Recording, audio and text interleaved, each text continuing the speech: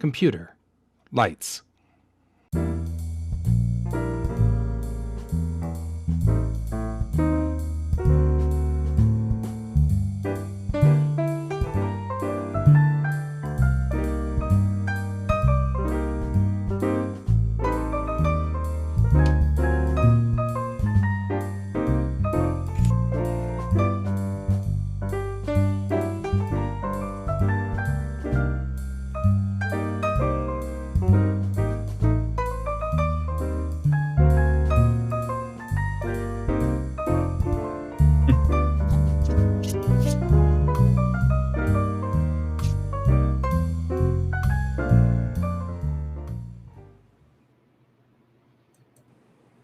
Hey, everybody, and happy Friday. Hey, Pepper. Hello. Thanks for joining me. Put your thingy down here so that we can say, who's Pepper? You're Pepper. There we go. Yay. So, yeah, I ended up not having a show yesterday, which is kind of a bummer. I was just saying that. It was like, just ended up being kind of an off day for me, which is all right. We have those from time to time, I guess. So, yeah. So let's check in on Friday. We're going to talk about all the things we are in the middle of working on. Yes. And I'll go ahead and start by saying, nothing I wanted to work on ended up happening today because I blew up my website. And that had to be rebuilt. And I'm still doing that. And that's part of the reason why I didn't want to actually do a show yesterday, is because really I had to spend all of my time doing coding stuff. And I was like, this is boring. You guys aren't going to want to watch this. So, yeah, well, it's all right. Except that I know Brent would probably actually be like, no, actually, that'd be great. You should do it. No, But really, all you did is just me cursing all the time. Bill would probably be like, have you tried this type of code? Right. Have you tried this? I'll send it to you. I'll just copy and paste this in at line 15. Right here. Yeah. Just copy this. Just put it right there. That will fix your website. And your entire site will come back up. All I needed was a gallery. But I think that GoDaddy may have successfully upsold me. We'll have to see. So they've been trying to upsell me for years to get off of my Linux server. And I think that they finally may have succeeded because they were like, well, we've got all of these features, including this feature that automatically connects to your social media. So if you post something to your blog, it'll automatically post it to Instagram and Facebook. And I'm like, I pay $50 a year for a little adapter that does that on my current website. That saved me $50 right there, just killing that one thing. Yeah. Like, maybe I should. Because I'm having real problems posting to social media regularly. That's like one of my big bugaboos. I just don't think of it. It's not natural to me. So many people, it's natural to just draw something and then go click and post that on Instagram. And I don't even think about it until like a week has passed by. And then I'm like, have I posted to Instagram? Have I posted to Patreon? Yeah. It's posting to social media now. Like there's actually a bunch of companies that have cropped up basically going, hey, we're your one-stop shop. Like you can post through us for all of your social media. You don't want to post it right away? We can schedule that for you, but you have to pay extra. Yep. And that's built into GoDaddy's website builder. The only thing I'm having a problem with GoDaddy's website builder right now is that they are insisting on these header pages that are really huge.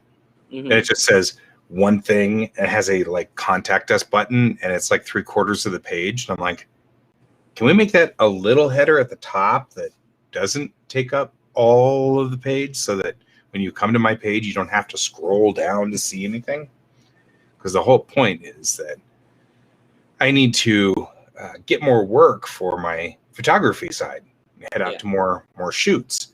Well, in order to do that, I need at least some place where somebody can look at all of my photography I have done and someplace else where all my comics can live.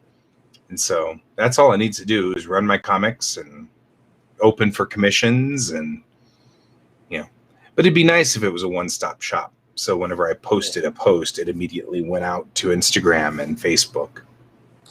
Yeah, it is a nice feature when you can do that. I'm chuckling a bit because it's like it's one of those things of I think I've had this conversation with other people before, not just you. And it's like it seems like it's an ongoing thing in the artist community of how easy it is for us to like making it easier for us to post and have people access our work. And this is any type of medium. This is not just like a specific like watercolor, no, or like I think I've heard it the most from photographers and cartoonists the most. Because those two things seem to be the most prevalent in anyone's day-to-day life. Yeah. So. Yeah, and it's just rough. Yeah. But that's all right. I used to love working on computers and working in programming and all of those things, but those days are bygone. I also used to like building. Yeah, I didn't know that one either. Triggering Alexa over there. I used to also work in cars, and I don't like to do that anymore either. So it's like if someone like asked me like, oh, like, well, if you weren't an artist, what would you do? I'm like, I would probably have to go back to cooking. Yeah. And I don't want to do that. Well, yeah, I was going to say that's like someone asked me if I wasn't an artist, what would I do? I guess I'd be a novelist. I'd be like the best I could get out of it is just write all my stories as novels. Yeah. I've kind of thought about that. What if I get some debilitating disease that makes it so I can't hold a pen anymore? I've seen so many people, go downhill with muscular dystrophy or multiple sclerosis or, what I mean? And I'm like, yeah.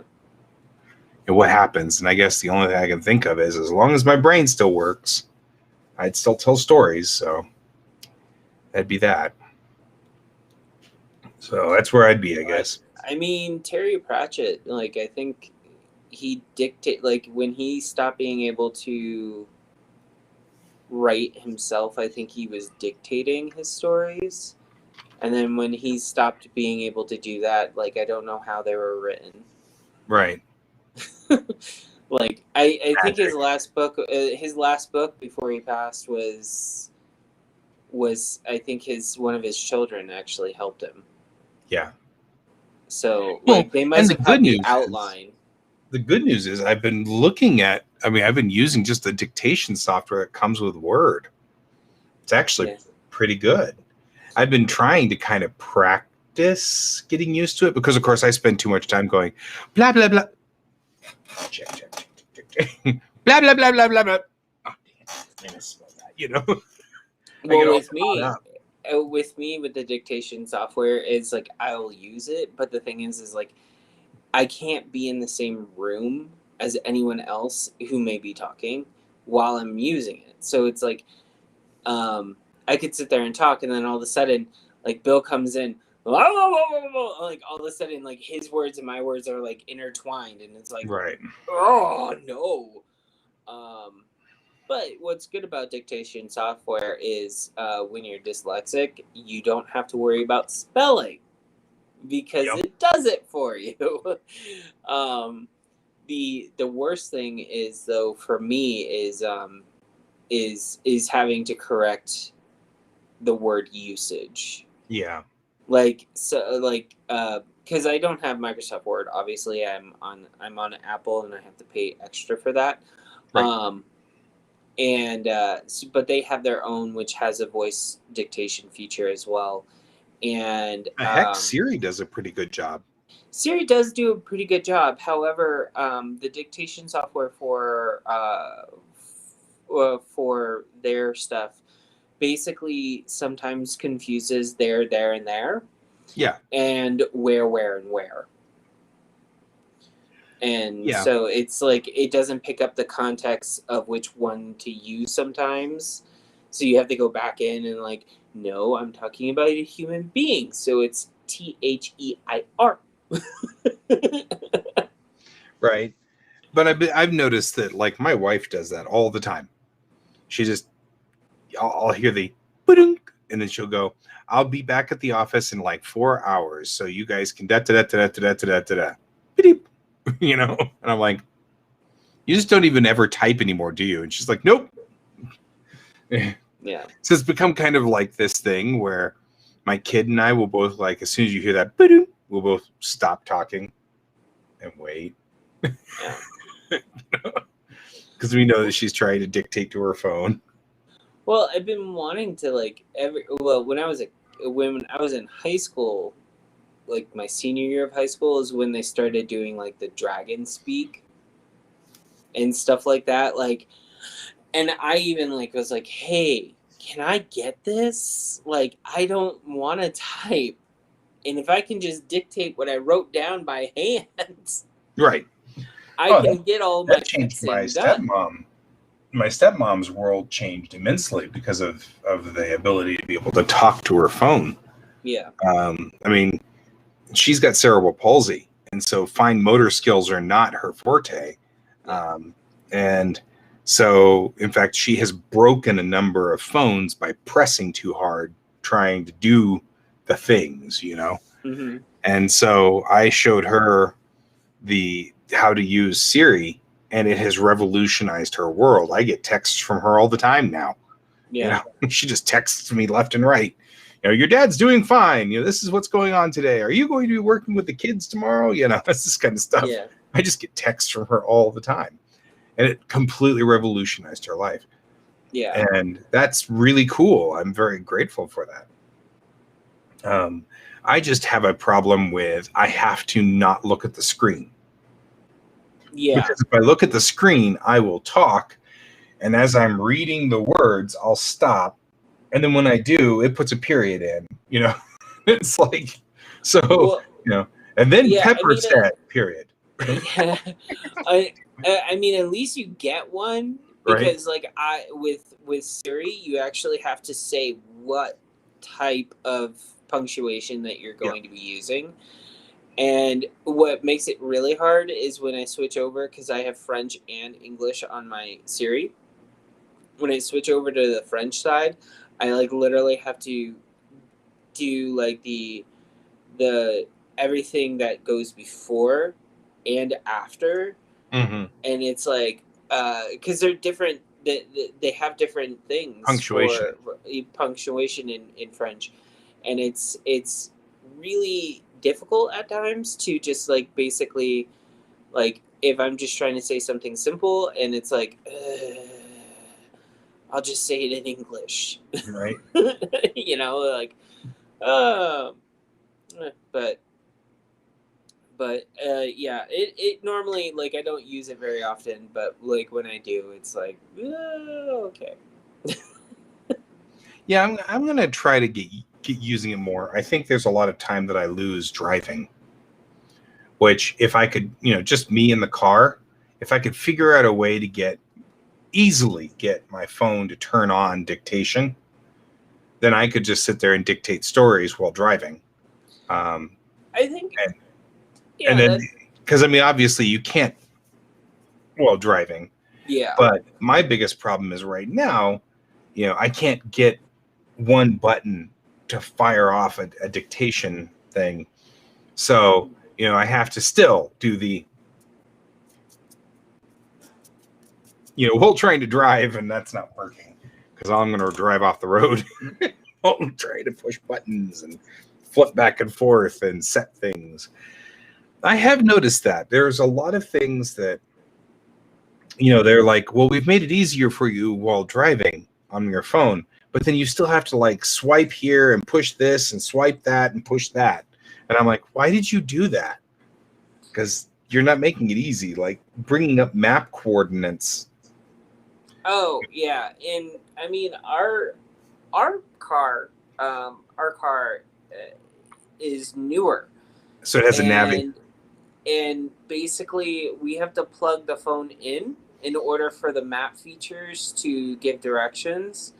Now you can do the map features on your phone, but you basically have to input it in and then allow the computer for for the car to connect, and that's when it does it. But like if you just put it into the phone like directly, then like all of a sudden, oh, let me help you with that. Like there is a button that we can press, but like the dictation part of it is like, oh, you want to go into your most recent text messages and find the person, because it will only do like the first 10 messages in your messaging service. Yeah. Like if you're, because they think that it's an ongoing conversation that would be fresh, not the person that you haven't talked to in about a month. You know, like it's so like even though that we have a bunch of advancing technology to help us communicate and like do that type of stuff,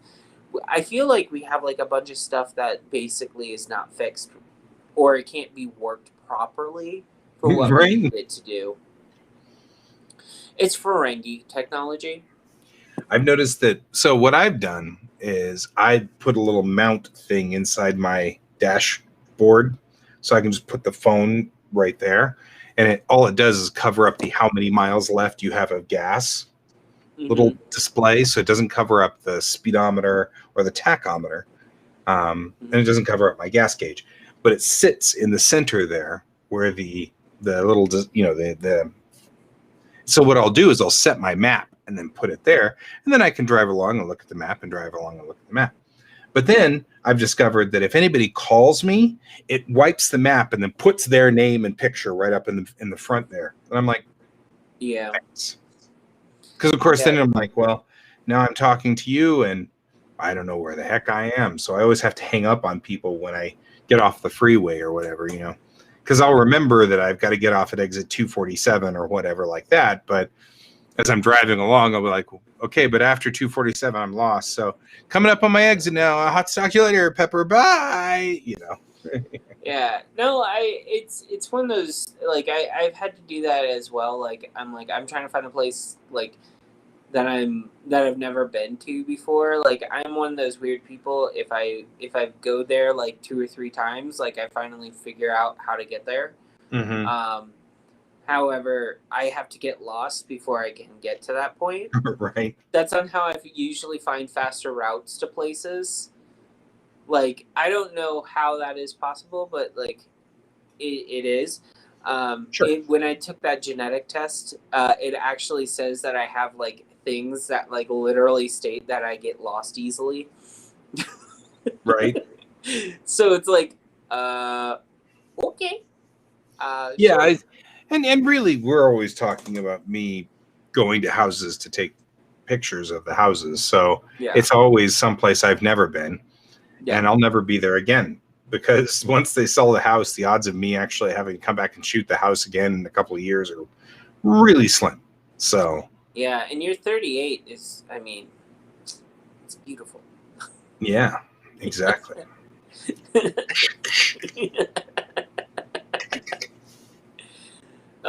You do window shots, great.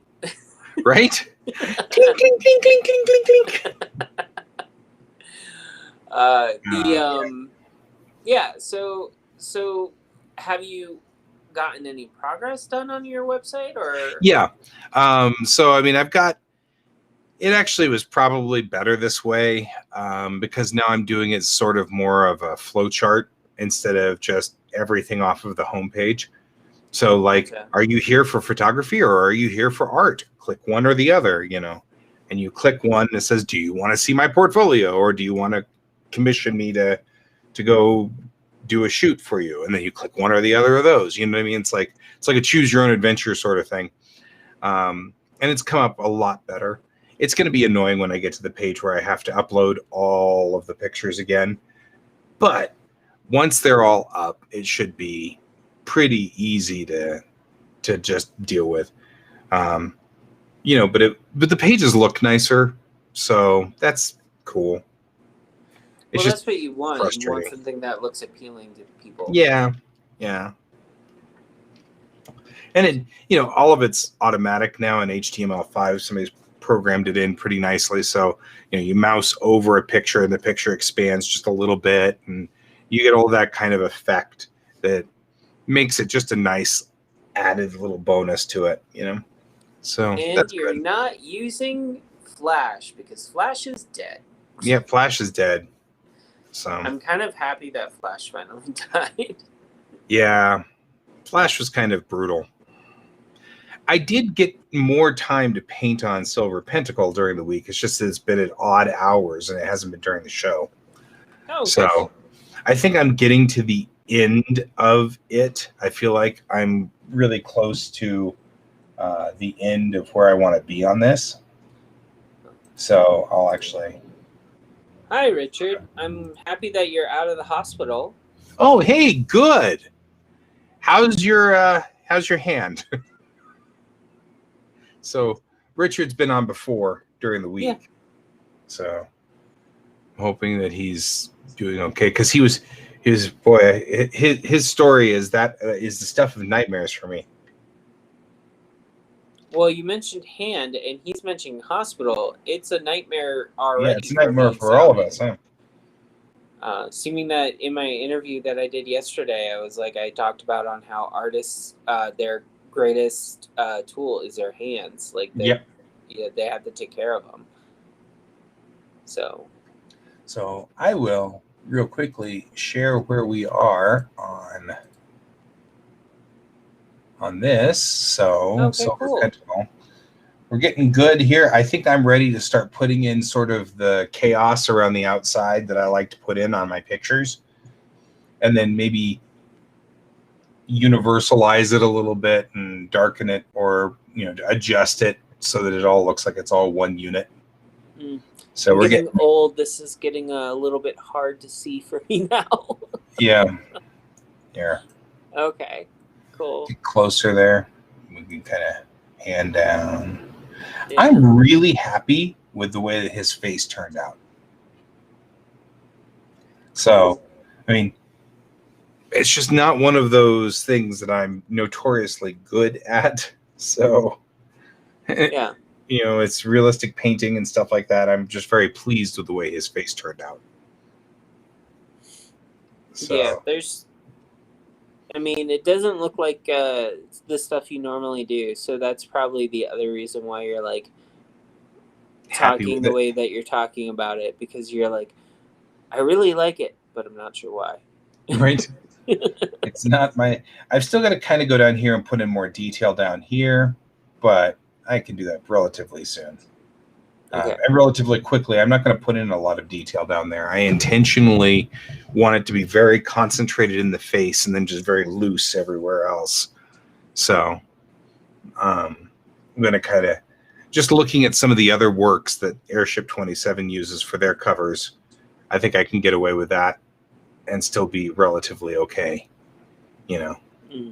So I might put in like a little more detail out here on the hand and stuff like that, just to make sure she looks like she's got a thumb and, not just a kind of four-fingered, mangled thing.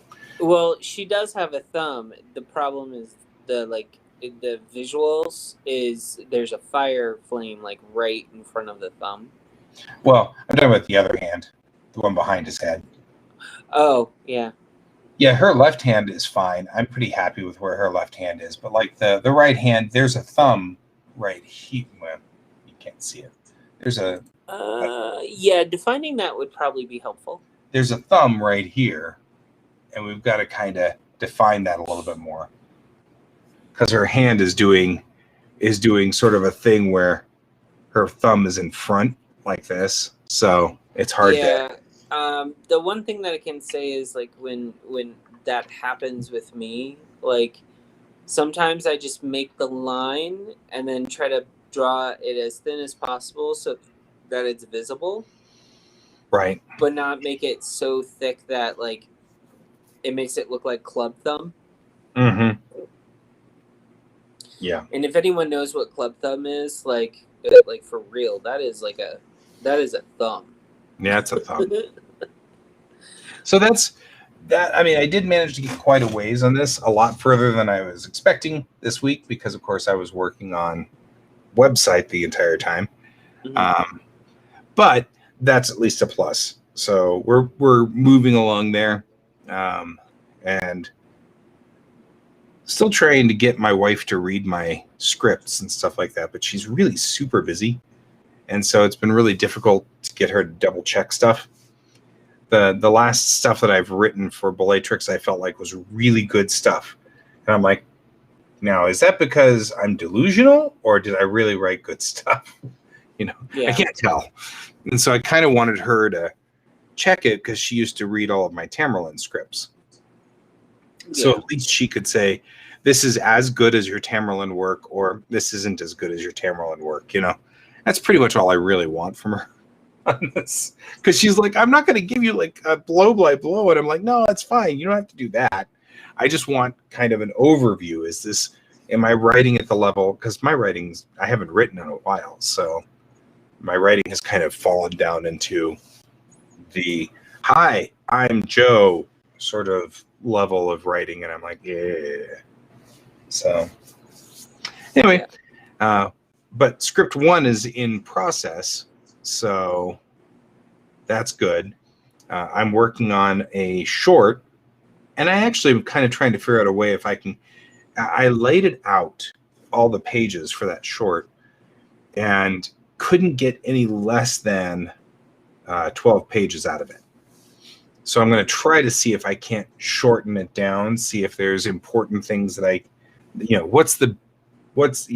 like screenwriting when you write a scene and you're like, we don't have the time for this. So what's the essence? What are we trying to get out of this scene? And what can we trim that doesn't belong? So that's where I am on that one. Yeah. Like, I did like probably the opposite. Like I only went over by 2 pages. So I just squished everything down into 40. Which, I mean, hindsight, probably not the best idea, but when you only have like 6 pages worth of work and then they reveal, oh, it's 4. Right. You kind of have to just kind of go with it. Luckily, the pages weren't more than like 9 panels. So, I mean, I just combined, like I just took the first page and then added part of the second page and then I added part of the third page to the second page until it like all evened out. I think towards the end, I think I may have had like 1 or 2 pages. No, maybe 1 page that was more than 9 panels. Right. Yeah, I was already at like 7 panels on these pages, so I'm highly dense, and so I was trying to back that off. Yeah. I mean, and not all in it, and I want to point out that like if you do like something that looks like Wally Woods, you can get away with way more panels. Yeah. Because you're not doing backgrounds. So like some of those are just like focusing on someone's mouth and focusing on someone's eyeball. They're not always like straightforward scenes. They're also not 100% like super detailed as well. Right. So it's like you can like get away with doing like 15 to 22 panels on a page just for that reason. Right. Well, one of the things that I kind of try to do in my style is use panel density to govern stress levels. Mm. So, when it's all calm and relaxed, I use like 1 or 2 panels. Yeah. And then as the action starts to build, I build up into the 5 panels. And then when we're at 7 panels, it's the serious, everything's happening sort of thing. And then so I did, having 7 panels on page 1's a problem. It's not that stressed out already. Yeah. Yeah, it's kind of like when you do a big reveal, all of a sudden it's like a splash page. Yeah, that's exactly what I'll do. It'll, builds up to a 7, and then it's a splash. And that makes you go, wah, because you turn the page and it's a full page. You're like, yep, that's exactly what I do. But I like to use panel count to govern the drama level. The more panels and the more dense it is, the more stressy the story is getting. So, and that's a personal taste. I mean, everybody's different. Yeah. I had picked that up from, I don't remember who I picked that up from, but it was, I was reading the liner notes in some manga somewhere. And that was in the long manga notes from a specific manga. And I thought, oh, I like the feel of this manga. You know, I like how it did that. I like how it kept flowing up and down and up and down. And it was like a roller coaster through the story. And you could feel that pressure build and then let off and then build and then let off. And I thought that was so cool. So I shamelessly stole it naturally, like most of us do. I mean, they probably got it from someone else. They probably did. Because I have to. I'm sure I'm not the first person to use this technique. Yeah, like I want to point out, like sometimes, like if you read old style comics, like especially like Stan Lee and Jack Kirby comics, yeah, you'll see that pattern there too. But also at the same time, most manga artists work for another manga artist prior to getting their own manga. Yeah.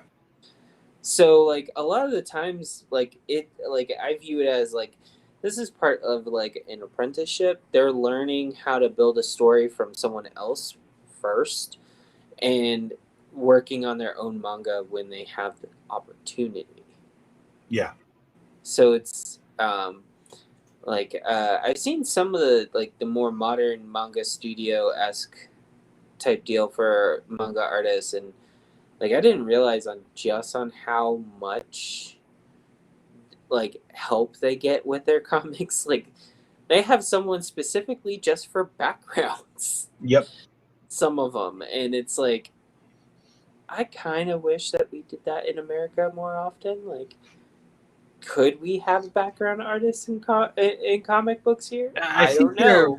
Breaking those up now a little bit better now. So I think we've got background artists, pencilers, inkers, and colorists. Yeah. And I think that those are now the standard team for a comic. And that's evolved from manga. I mean, it really has. Yeah. And the difference is that in manga, you're just an apprentice, so nobody mentions your name. You know, here at least, page 1, it's got the entire list of all the people who worked on this manga. But I mean, I'm looking at like this guy right here, and it just says Mikimoto. That's it. That's all it did. The only person who did this was Mikimoto. Yeah. I mean, and it's actually a good thing, like, if you are the lead artist and your name's going to be the one represented on the finished product. Right. If you're able to draw the backgrounds with your characters and everything for the other people that help you, that would be great. Right. So I'm actually looking at the back page to see if they mention anybody in here. Yeah, actually no. All it mentions is Kadokawa Shoten. So yeah, and it says the maker is Studio New. It says there's nothing in here that, although I didn't realize this, but it has the date. Well, you can't read it. It has the date on here as 2012, which is kind of interesting. Because isn't that a manga from way before 2012? Well, this is Macross, so this would be what's called Robotech in English. Oh, okay. But the original Japanese version of it's Macross. And my favorite author or my favorite artist, the one whom if I could say if there was any one artist that influenced everything, it's this guy, Mikimoto. I actually went all the way to LA to go to Anime Expo to get him to autograph my LD of Macross. So it was like, that's all I wanted. So anyway. Yeah, in the interview that I did yesterday, I was just like, I went to MegaCon and I glimpsed Miyazaki. He had to cut his time at MegaCon that year very short, and he never came back to the United States after that. No, And that's a discussion topic that we've often had at NDK. How would we get Miyazaki here? And everybody's like, you don't. So, like, I think between that event and then I think one or two others, like, I think he's been completely turned off by Coming to America. Like, I don't think he wants to do it. Like, fan-wise, Americans can be a little intense. Yeah. But more importantly, he's older, and he's getting more and more set in his ways. And this was also 20 years. This was over 20 years ago. I'm talking about. So yeah, I mean, even today, but even back then, to some degree, he harbors still a little bit of anger and resentment from World War II era Reconstruction. I don't think he had a positive interaction when he was a child in the 50s with the Americans trying to reconstruct Japan. So I feel like he had a lot of issues there that he still harbors today, even though obviously it's not the same world, it's not the same people, it's not, and that's like, that actually kind of leads into, I guess, a whole nother topic all in general, because you were finding that brand new in that type of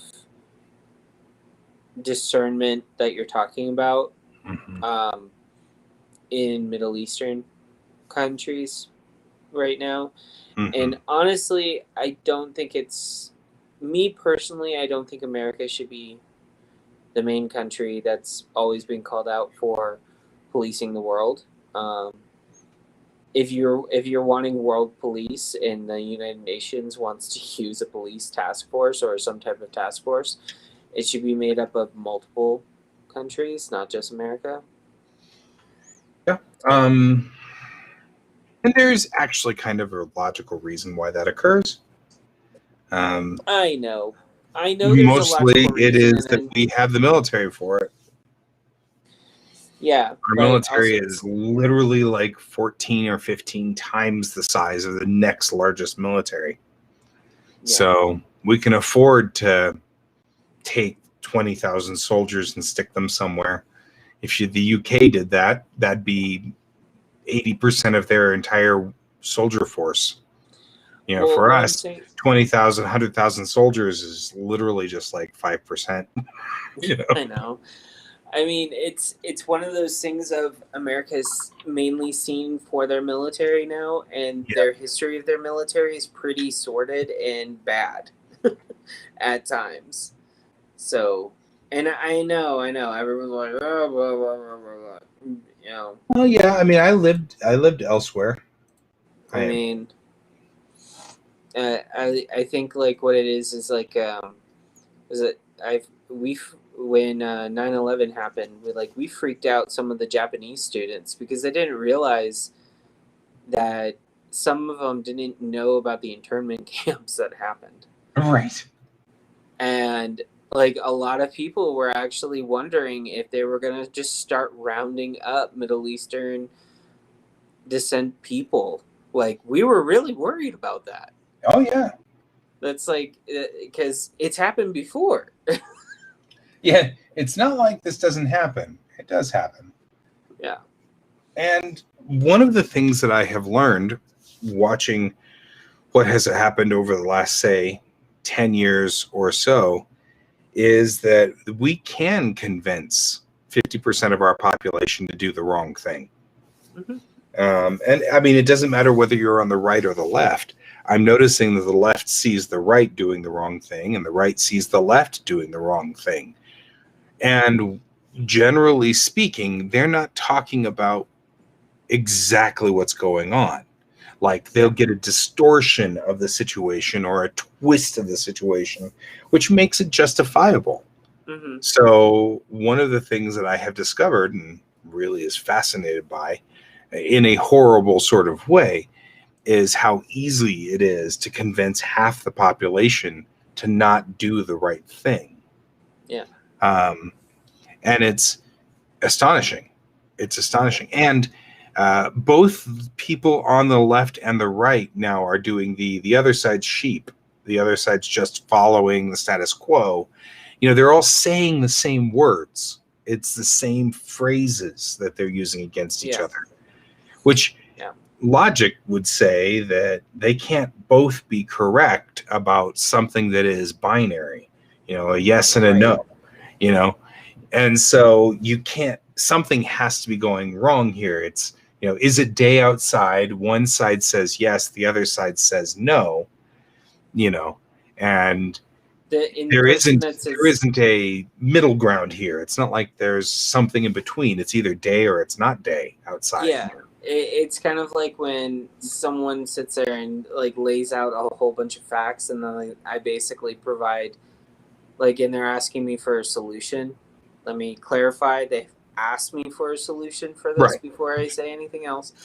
And so I basically boil down to the simplest solution that they can do right then and there. And they're like, well, it can't be that simple. And I'm like, you provided the facts. You provided everything that I needed. You made a request. To the conclusion. You made the request for me to actually sit there and say something to you to advise you.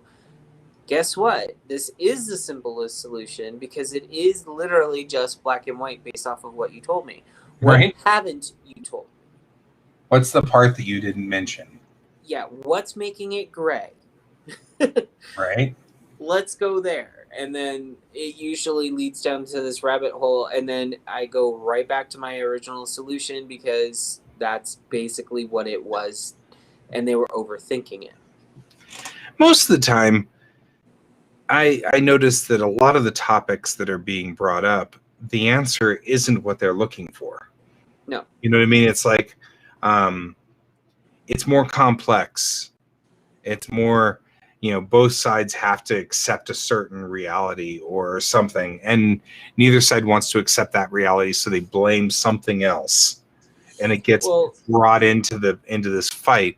The straw man arguments, those straw man arguments where they swear that it's X or it's Y, and it's not. It's kind of like when people come up to me and they're like, well, how can you live with yourself if you don't support immigrants coming into this country? I'm like, I do support immigrants coming into this country. I do. Right. I am a child of immigrants. Straight up, I am a child of immigrants. My grandfather told me the coming to America story for his parents. These are things. Like, my dad has his roots to Europe still. He knows them. I understand that everyone doesn't have that. And I know that other people don't do that. But, when you talk about, politicians and stuff like that discussing immigration now, it's like America's had this issue since they started doing the campaign of people moving here to get land, to get property. Sure. To get a home of their own, basically to not be governed by dictators or kings or anything of that matter. They, our country basically said, give us, you're tired, you're weak, you're poor, you're hungry. Uh-huh. And now you want to sit there and say, we don't want your tired, sick, weak, and poor and hungry anymore. That's a perfect example, though, of people not talking about the right thing. Right. And then applying pressure in the wrong direction. We have a limit of the number of people that we can bring in every year that was imposed a long time ago. Yeah. And the real argument is, if you open the borders to Mexico, then all 50,000 immigrants every year for the next 50 years will be Mexican. And you will never, ever be able to bring in a Japanese person or a German or anywhere else in the world, because we have a set legal limit of the number of immigrants we can bring in. Yeah. That's why people wait for years to get a green card, Yeah. and stuff like that. And it all makes logical sense if you do that way. But then you have the problem of, well, what do you do when you have a legitimate crisis somewhere else? There's always a legitimate crisis everywhere in the world. We have the Syrians, now we have the Central Americans, and there will always be somebody who's mistreating their people. And they'll come to America because it's a better place. What do you do when it comes into that collision of things? The problem with that 50,000, and I don't know if it's 50,000. I'm just making up a number. There's X number of people. You're not that far off from the actual number. There's you're really X number of people we can bring in. Yeah. This, once you sort of break it down into this all makes logical sense. If you flood too many people into America, we lose our identity. So there is actually an identity crisis problem, which is you can only let a certain number in so that there's still more people who are in the culture than there are immigration coming in. Because if you bring in too many immigrants, it'll turn America into Mexico, it'll turn America into China, it'll turn America, whatever is, will flood in so much that our culture will change. So the idea is to preserve our culture. I get that. And I think the prime example of this, and like this is something that has already happened, this is history, is at a certain point during World War II, Eastern European nations were blocked from coming into the United States. Right.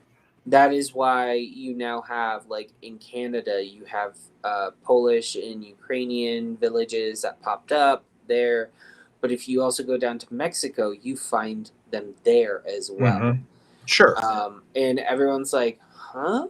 And I'm like, that's why you have people with German last names or Polish last names or basically Slavic last names, but they're from Mexico. Right. It's one of those things of like, this is on why it happened was America closed its borders because they couldn't take any more in. And there's a certain logic to it that has occurred. I mean, you've seen it. A good example is Peru. Peru took a lot of Japanese refugees in.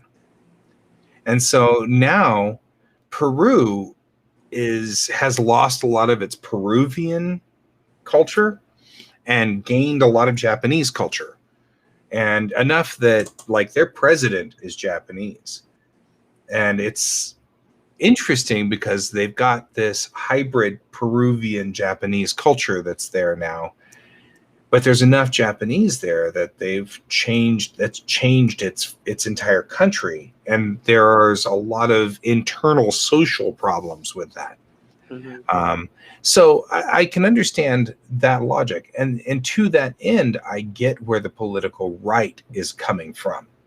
Just trying to kind of keep it balanced so we don't lose our culture and allow people from Germany to immigrate and allow people from Japan to immigrate and the UK and places which don't have political strife, and they just want to come over here because they've got to go to university or they've got to go to something, they got to do something for their lives.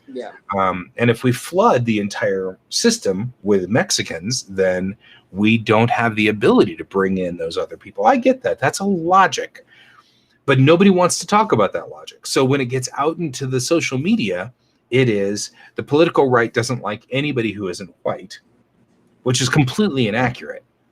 And the political left wants to just open every border and flood the entire United States with everybody, which is also completely inaccurate. And so it becomes this black and white thing that we can't solve because neither one of those are accurate representations of what the people want. What you're now talking about in storytelling is when you have the dichotomy of you have polar opposites saying the complete opposition of one another. Mm-hmm. But when you now have that opposition, they are now actually the same position. Right. It freezes growth. It freezes a bunch of stuff. Like, sorry, I'm trying to get this back to I'm just trying to get this back to storytelling now because I think we kind of went on a soapbox rant there. What? You and me on a soapbox? That never happens, Pepper. I know, right? So no, I mean it's just There's a reason why we're friends, though. To be fair, I know. It's just it's one of those things of like if people like sit there and they're like, oh well, if this person is this way and this is supposed to be black, and then this person is this way and this is supposed to be white, as black and white mentality goes. And by black and white mentality, I mean one is correct and one is wrong. But the other side that says it's wrong says it's correct, and then the other side is wrong. right? You get this thing where when you actually look at their what is right and what is wrong, they're both wrong and they're both right, and which means they are identical. They're in the same position, but they just won't find commonality. And when you're talking about storytelling in say like just like a simple in a simplest way, you want basically people more towards a middle of an area, but it's the extremes that give the most dramatic story. Right. And that is it's kind of like you want people to see the dramatic side, you want people to be interested in it, but sometimes it's just annoying. Right. Well, and that's the thing, right? Illustration by dramatization. Yeah. Pepper was coming over yesterday, but then he destroyed his hand while cooking. You've got a little burn right here. Yeah. And it's like, but it's not as dramatic if you say that. It won't get as much of a reaction. So, you have to have destroyed your hand while cooking, Yeah, I mean, like I've had people sit there and say, like, you're very dramatic when you describe your family. I'm like, you haven't met my family yet. But I mean, the point is that sometimes it's an over dramatization. It's like you'll get somebody who we've got 50,000 slots that we need to fill for immigration. They can't all be Mexican because we need to be able to give other people the opportunity to get in here. And somebody is saying, but think of the children. And the other person says, wait, do you just want anybody to come into America? They have to just make one mistake like that, where they slip or something like that, and that draws it right out. That just ends up being all over the newspapers. And then Senator Guy said today, do you just want anybody in America? It's clearly implying the Mexicans are not in America. You know what I mean? And then it becomes this blow up. And, and really, it was probably said in frustration. It was probably said because this is the 4,000th time that somebody has tried to convince Senator Guy that think of the children, I mean, and I have to go back, during times where we had high inflation, high inflictions of people coming into our country and other countries as well at the same time. America was seen as, hey, it has all the land in the world because it's like 10 times the size of other countries. Right. We've got all this land. We could use it. We got all this land. Well, guess what? We're getting to a point where we don't have all this land. Well, or it's not usable, and there's nothing we can do about it, or it's, it's like, I don't know. It's one of those things. I totally see that. I mean, it's all good. I mean, I actually kind of understand the logic behind the 50,000 or whatever that is line. It makes sense. Only a certain number of people can immigrate, and that makes total sense to me. And I don't have any problem with that because it is a cultural lock to keep us from losing our culture. If you bring in only a small amount of people all the time, they are forced to integrate into society. If you bring in a large amount of people, they force society to integrate to them. And we saw that with Peru, and we see that with a number of places that after World War II that got messed up, and I can kind of at least appreciate it. Do I think it's necessarily the thing? I'm not sure. I mean, personally, I'm kind of like, well, I don't know, maybe it wouldn't be bad if somebody came in here and integrated in our culture. Who knows? But I think I can kind of at least understand it. That's a good illustration of the point. Because totally everybody should be talking about whether we should be adjusting that 50 grand number or not, and arguing over whether we should be adjusting it more or adjusting it less or changing its ratio or something. But at least if people were talking about that, that's an understandable conflict. That's an understandable issue. It doesn't seem offensive on either side. You're arguing over a concept of whether our culture changes with enough immigration or not, which is difficult. I mean, literally, we have a great example of that in our own country. We invaded the natives here and changed their culture, completely obliterated their culture. So there is some justification to it, sadly, in our own culture. It is one of those things of where I have to sit there and like remind myself, like, American culture is borrowed culture for a lot of people. It's not, and by borrowed culture in a storytelling standing, it's kind of like I'm in the middle of waiting to be chosen for an adoption. I will be getting. I'll adopt you. It's okay. I know, right? It'll be like I could get a child that is a completely different background than myself. Yeah. Now I have to adopt a culture, ethnic background, or anything. I have to learn it in order to teach it. Mm-hmm. But no matter what, your child's going to end up being the culture of your family. Right. But like the way that I was raised, there was a heavy importance on my cultural heritage. And so I'm trying to do the same thing by learning something at least about theirs so that it's there.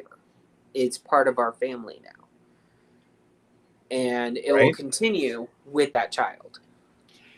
It's like my family is Scottish, like really Scottish.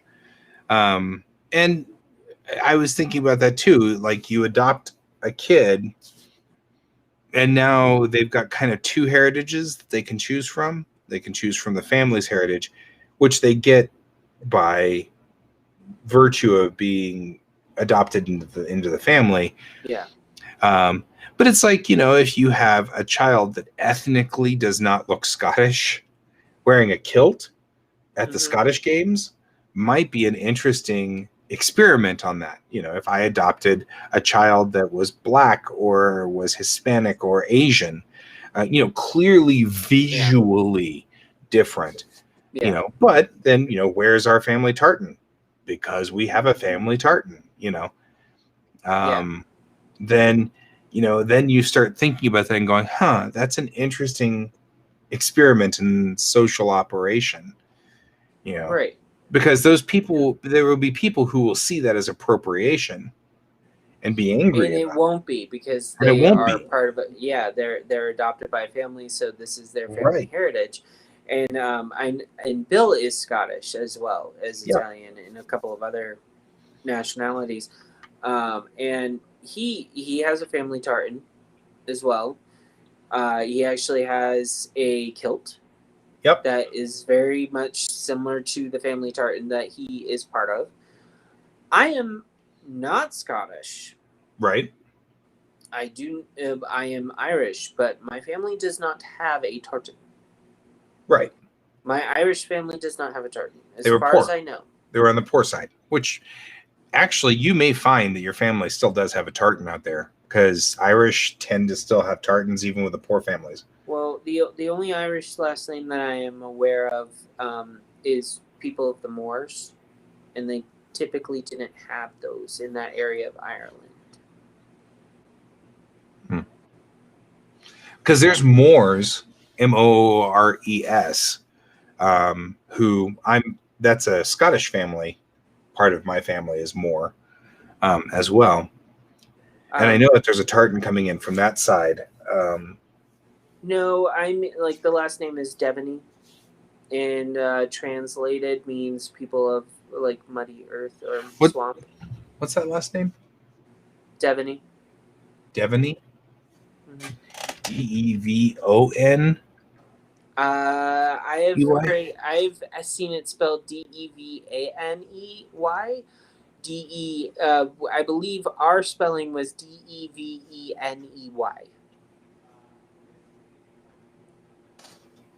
Deee. I wonder if they've got a tartan. I've never found it, so Yeah, I know, it's all good. Yeah, it's a green tartan. Looks like O'Devaney. Mm-hmm. Did you hear that? Did you see the post that I had posted where they have Starfleet tartans now? I did see that. I am so excited. I haven't shown it to Bill yet. Yep, because you'll want to wear it. I'm worried that he'll see it and then we'll have like a bajillion kills. No, you don't need a bajillion, just one. I can see him like doing the one and then ending up like getting more. Yeah. Devaney is definitely an Irish noble house. So there is that. I mean, I'm seeing it come up. It's kind of cool. Yeah. I just heard my phone beetle in the background. My phone's up here somewhere. This is going to be one of those I'll be hunting my phone for the day. Oh, well. Yeah. Yeah, so I definitely am seeing it's a green tartan. That's kind of cool. So, but yeah, Starfleet tartans. I'm just saying. Bill needs one. I need one. It's a thing. At least one. The problem is that it just got registered, which means that trying to find that fabric is going to be brutal. Yeah. So I've already put the call out. I've got a buddy who I worked on Starship Farragut with, and he's a piper. And so he does the bagpipes and all that stuff, and he's very, very heavy in it. He's also a hardcore Trekkie, obviously, since he's willing to work on a fan film with me. Yeah. So I shared it with him right away, and now he's like looking into it. And I'm like, when you find that tartan, tell me, because I will wear Starfleet more than I will wear any other tartan. Because my family is Stewart, and so the plaid that my family wears is think plaid. That's the plaid I wear. So I think from Bill's grandmother, who is where the Scottish comes from, I think they may be a Stewart as well. Yeah, I mean, because that gives me the option of Stewart, obviously Black Watch, but it's like I actually wear Scotland Pride because it's at least anybody who's Scottish heritage can wear that, and it's purple.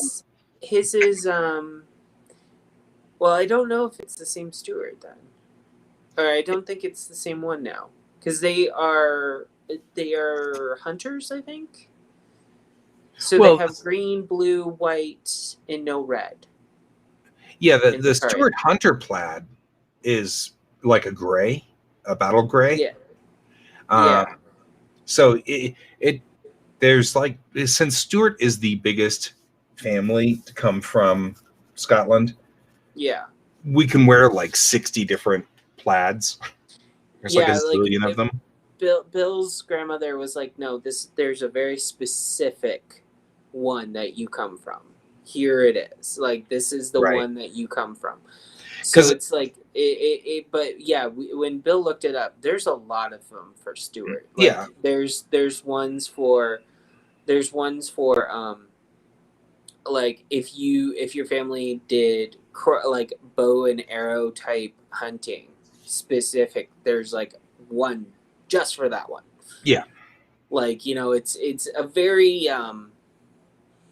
because it was like I want to say that just kind of like Irish clans hunting, like the Stewart clan was probably like, since it's one of the largest ones, probably the most dominant last name. in Scotland. Yeah. So, and I just want to point out that last names come usually from an original father figure, which means that that man had a lot of children. Yeah. Well, we've done the genealogy on our family, and we've gotten it all the way back to Robert the Bruce and King James the First and yada yada yada. Yeah. And so, I mean, like, I can directly trace my family back to that. But it's straight down the line. So yeah, my plaid's boring. So I'd rather, anyway, the TLDR on this is I would much, much, much rather wear the Starfleet plaid. That is a much, much more realistic plaid for me to wear. And I'm over here going, I want the Ravenclaw. Like, I like Harry Potter. I may not like the author anymore, but I still like the story. Right? Well, do they have a Ravenclaw plaid? Then yeah, someone there's made nothing. it. Yeah, it's a quite common you married into the family, so you can now wear kilts. I feel weird. I understand. I feel weird with it. Then put underwear on. Just stop not putting underwear on. You're like, are you done? I'm like, no. I wear underwear under my kilt. Thank you. We all should. Under the kilt. Everybody should be wearing underwear under their kilt, people. I want to say that I have met people who don't wear underwear under their kilt. Nope, don't do that. And I just want to say it's a horrifying experience when they get up and you basically see sweat marks. Mm-hmm. Yep. Because you're like, there was no cotton, there was no wool, there was no type of fabric to prevent the sweat dripping. Yes. Please, please, please, people, please. Yeah. However, on the same note, I had an interesting question yesterday. If I was a cryptid, which one I would be, and I said the Fresno Nightcrawlers because no pants. Yep. Oh God. The squirrels. Okay. No. There's two of them now. They're like, one's looking directly at me, like into my house. They are trying. Oh, and they are a matched mating pair. One's definitely male. Those are definitely squirrel testicles. We knew it was going to happen someday. I know. It's kind of like when you see an older squirrel male. Like, you definitely know it's the male older squirrel because they're just hanging low. Yeah. Yep.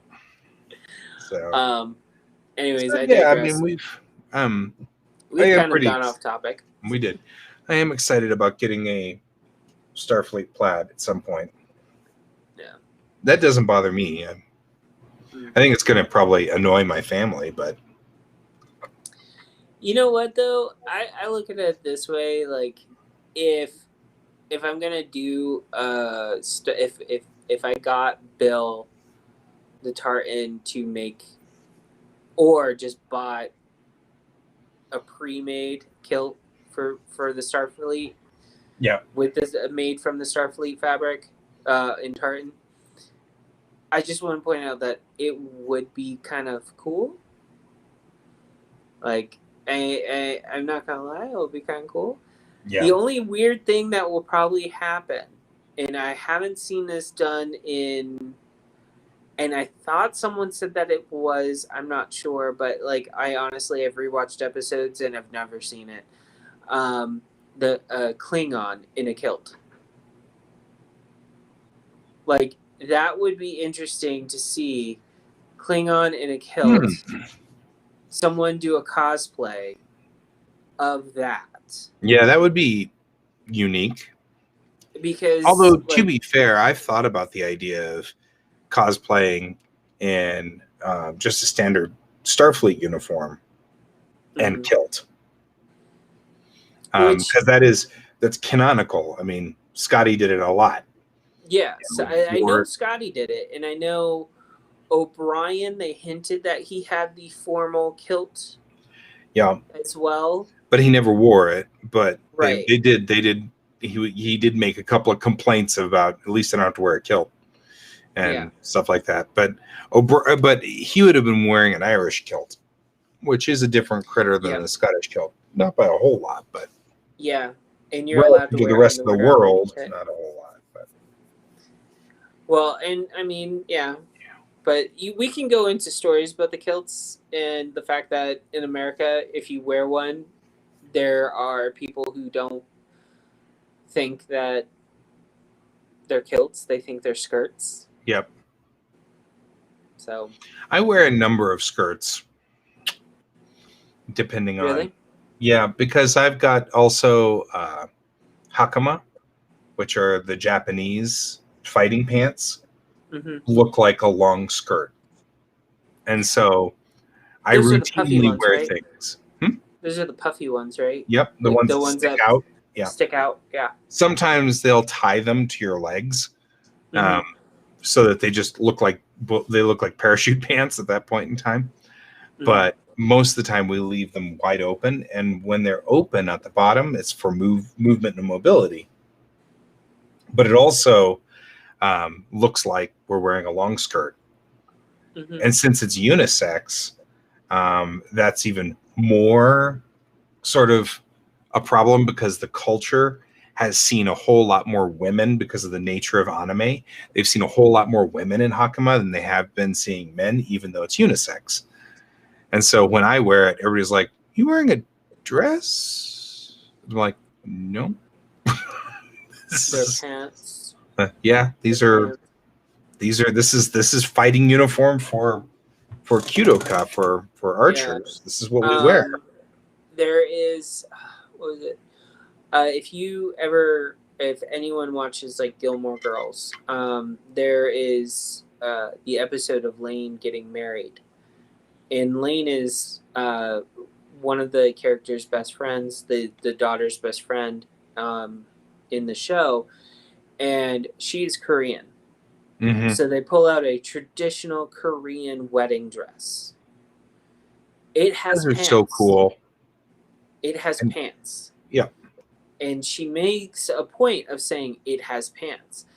And it's like something in me was like, wait, like I understand that you're saying there's pants. How did you not know that there was pants? Because because we are artists and we want to do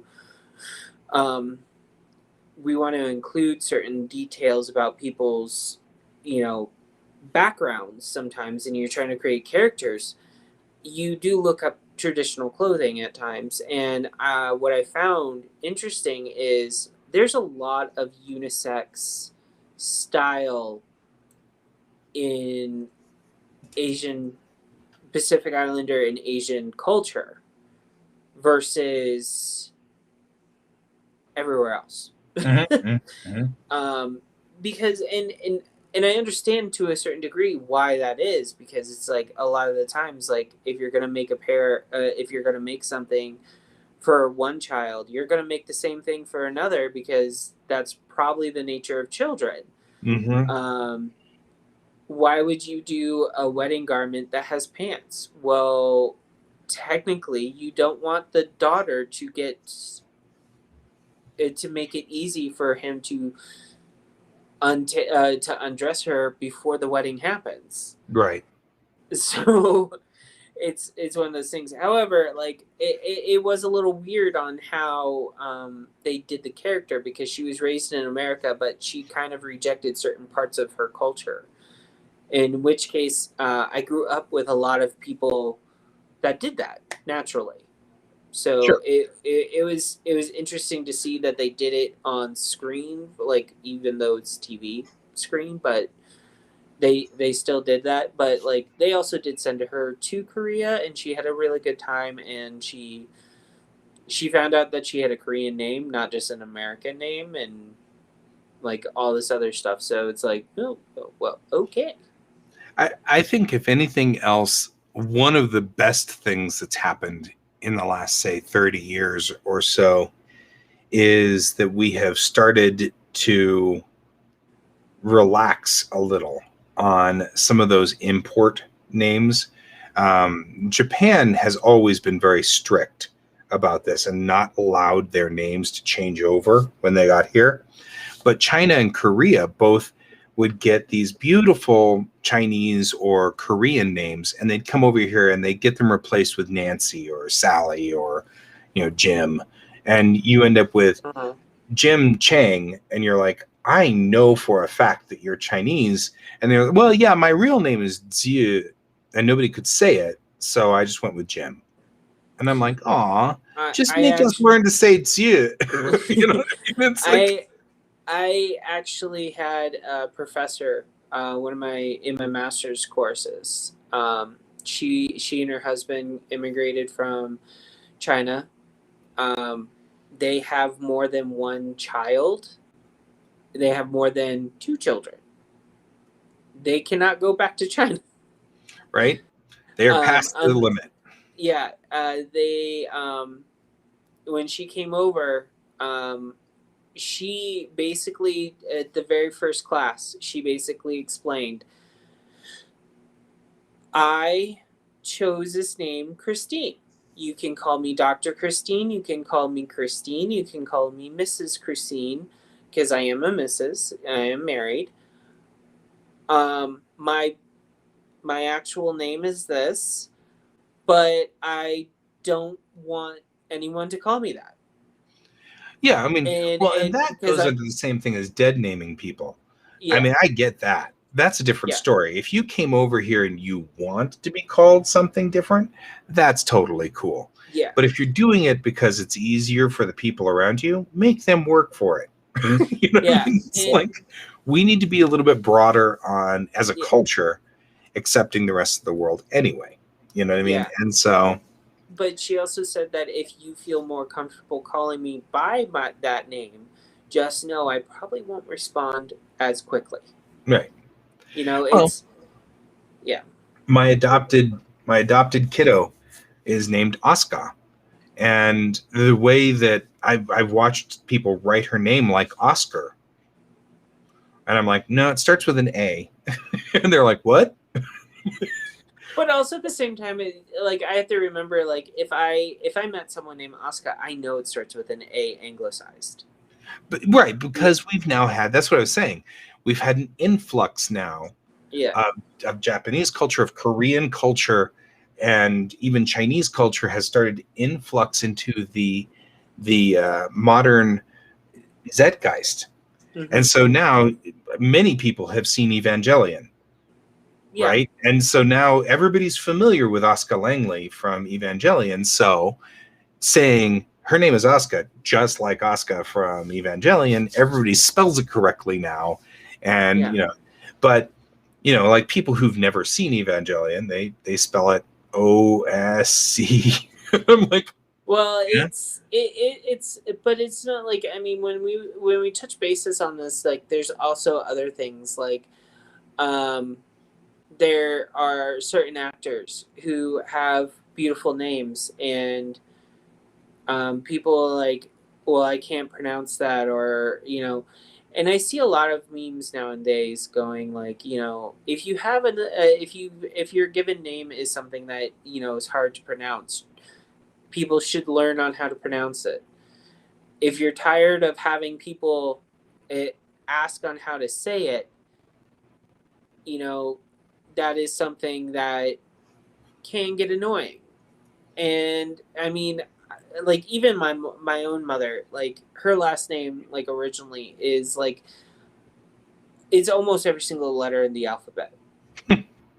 and I'm not joking about that. No, because you come from a Polish family, and Polish is like an offshoot of Cyrillic, which gets really bizarre. Yeah, and it's very entertaining. It's like in watching Slavic people talk to one another. I do agree with Mila Kunis. It's like watching 2 Klingons talk casually. You're right. It seems like they're yelling and barking at one another. In reality, it's like, oh, how have you been? It's a Germanic offshoot, because German can do the same thing, right? Yeah. You say, I love you in German, and it sounds like I'll kill you.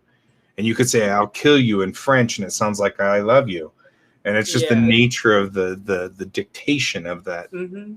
Yeah, it is, and it's and I say that with like any type of language that has like the or the that hard like hard the hard chucking sounds. It's like a lot of people are like, but that's not really a language. And I'm like, no, it is. It is, and there's differences in those. Right. Well, and I mean, it's the same thing when you talk about the Asian languages, which are all consonant vowel combinations for each letter. So that makes it sound fast and rapid, which it isn't necessarily, but that's why everybody always makes fun of Chinese by going ching chang chang chang. It's because they're all such small groups of lettering. Yeah, there's actually a TikToker that's posting on Instagram, like doing the TikTok things that cross over to the Reels. Mm-hmm. And she's been posting because she teaches Chinese in the United States. Oh, that's cool. And she basically is like makes fun of some of the things that she has to teach, like the fact of like certain words sound nearly identical. And it's like the same word for bathroom means something else as well. Right. But at the same flip side, she also makes fun of Americans who have not realized that they have like golden P tattooed on their body. Right. Oh man, that's still one of my stories with my cousin. I go down and visit my cousin at one point in time, and he's got a new tattoo, and I'm like, so you had dragon tattooed on your arm? And he goes, oh good, I was worried. And I'm like, you didn't know that you had dragon tattooed on your arm? And he's like, well, I don't read Chinese, so and I'm like, okay. I mean, because it's like I can read it, but it's Chinese characters are borrowed in Japanese, so the Japanese characters mean the same thing. They're not pronounced the same way, but they mean the same thing. So dragon still means dragon, even though I believe the Catholic Church actually they put the Mandarin or Cantonese symbology ideograph. Mm-hmm, the glyph. Glyph is good. And then like a little bit further down, they have the Japanese, and it literally looks like they inverted. Yeah. Well, and it depends on one of those things. One of the glyphs that the Japanese use all the time is a reverse swastika, and it means jinja. It means a shrine. Yeah, I know about that.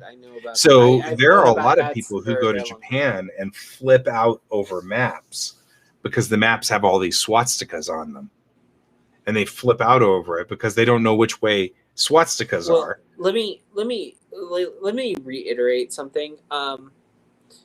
When I was in school, I actually had this full-on discussion with my religion teacher. The whole class did. Mm-hmm. She basically said,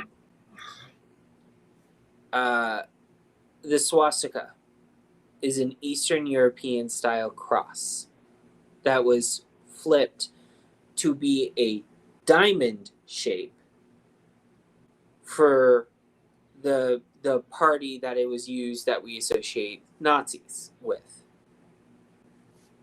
I think I disagree. She goes, and then she pulls up a slide, one of those film things that you put in a projector and you put the light and it's only black and white type deal. And she goes through and she shows the different styles of Eastern European crosses. And she then gets to the point where the one that the swastika was made from. And she goes, this is not a swastika. She turns it and goes, this is the Nazi swastika. Not. And then turns it back. This is not the Nazi swastika. Yeah, I guess I don't know for sure, but the story I had heard was that Hitler had gone and met with the Japanese chancellors.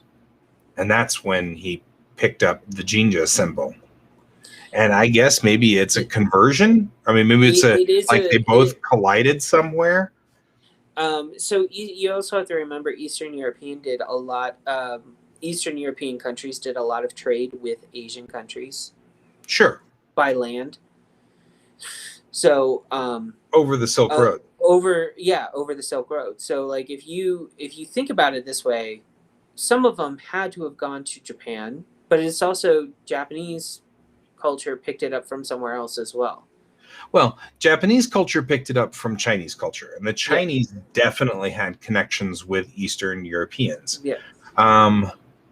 And I mean, who knows? There's been literally 700, 800 years of evolution in the Chinese language prior to the Japanese pilfering it and walking off with it. So it is entirely because the Japanese had no written language before the Chinese came over.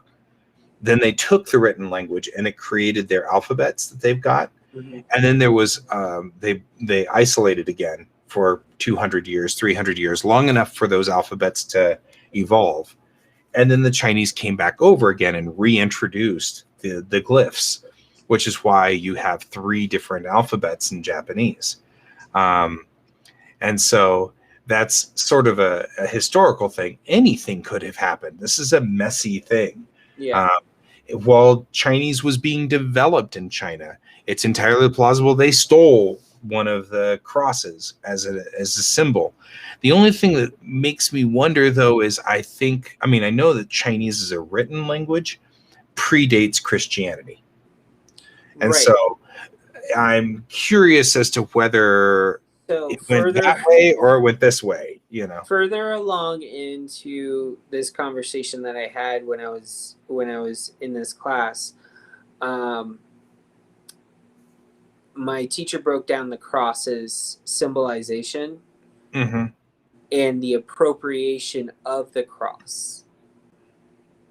Now, when I say appropriation of the cross, it doesn't mean that I'm saying that they appropriated it from another culture. They appropriated the cross in the sense from a pagan religion. Right. And that would make a little bit more sense if like Christianity took the cross and Chinese took the cross from a single source that was somewhere else. Right. And that's why you see it kind of crop up in multiple places. In multiple locations. At the same times, in multiple locations as the religion spread. In the association with symbols goes with any religion. That religion, like, even though it may not stick, they may have liked the symbol and then they adapted it to another religion. And that's what she basically was, that teacher was trying to say. Because the Eastern Orthodox crosses, they vary a lot more often than the Christianity version of crosses that most people know.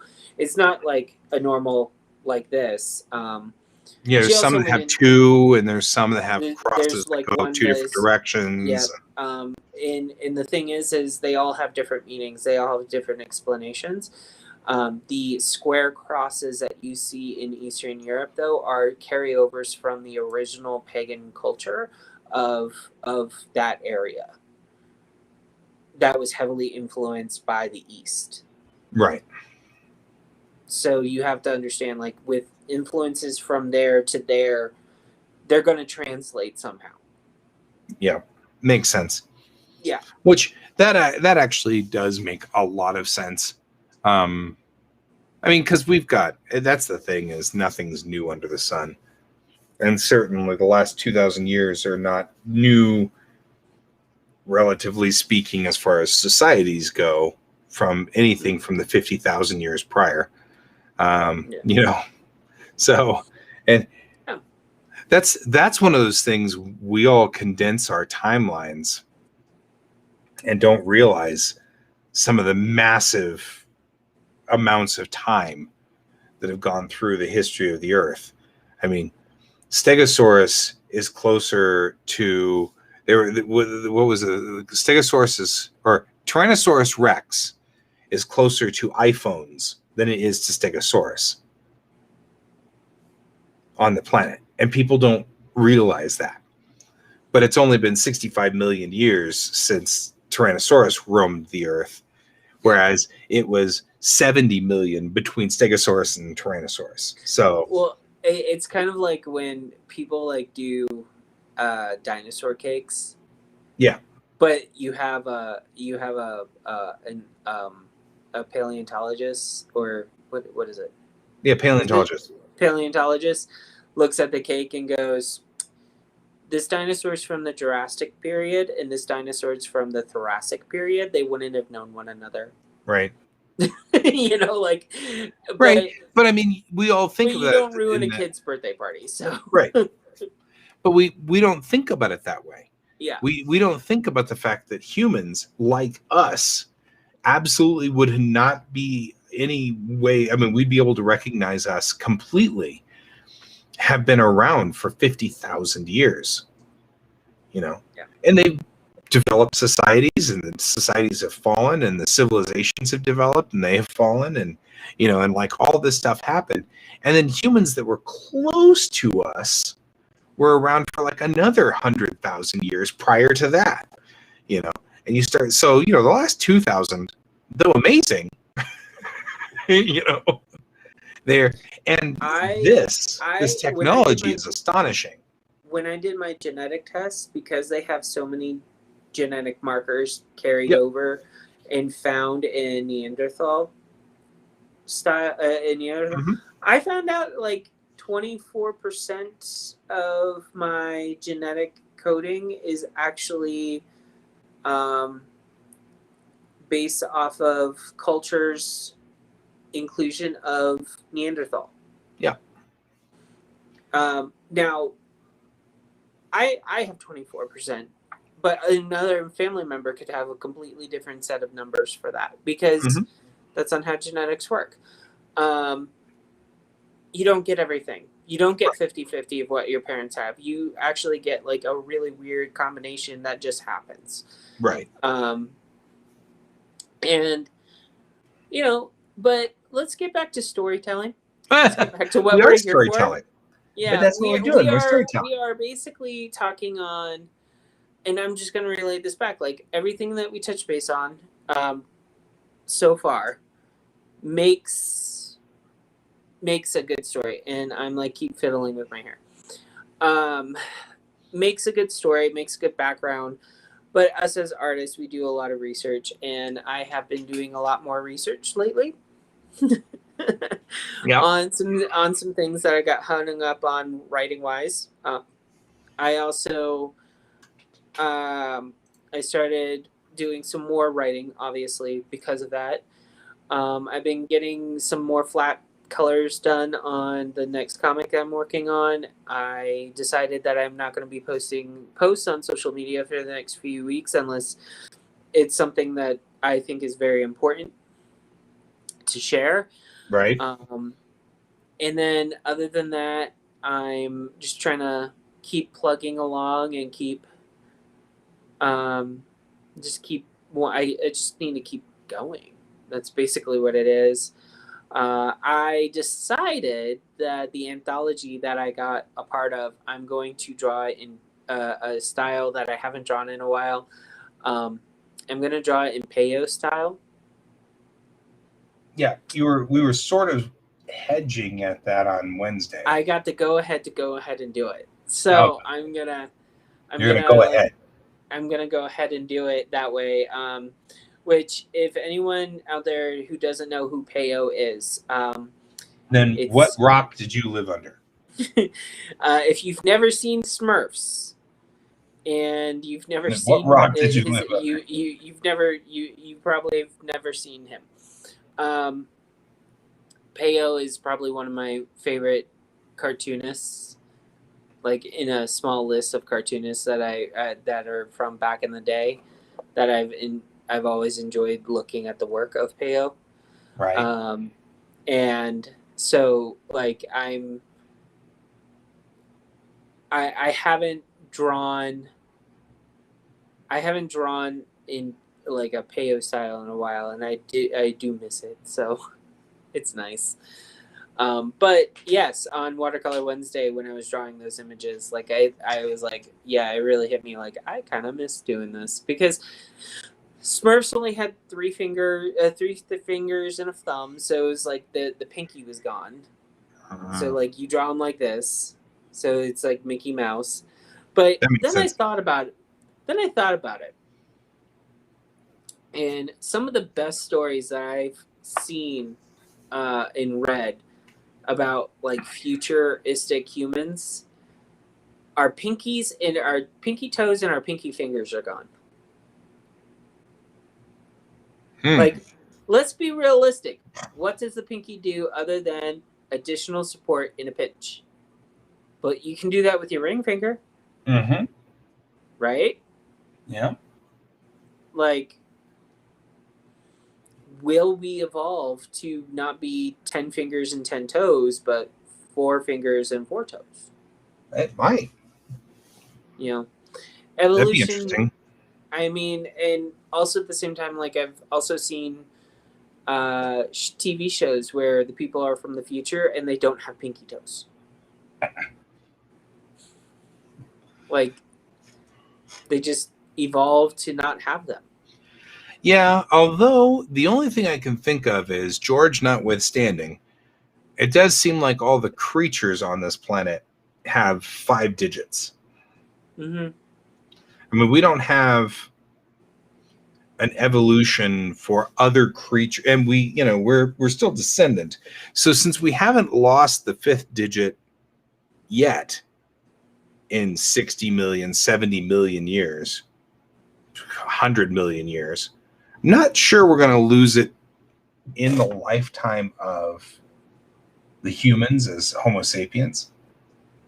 So that's the only thing I can think of to kind of counter what you're saying. Because otherwise, I completely agree. You know? Yeah. But something to think about. This also thought process also got me like thinking like, what would happen? What would happen to the human race in like 500 years from now? Like if you could like portal into 500 years in the future, would it be what we expected to happen right now in Back to the Future in the 80s? Like, I'm bitter that I don't have my hoverboard. I was like, I like my descendants would have hoverboards and would have flying cars, right? And you would have traffic in the sky, not on the road, right? Yeah, you know. Well, and honestly, we have the capability to have hoverboards or have flying cars, and have for a while. And the primary reason we don't is, well, hello from Kansas. Brent, good to have you aboard.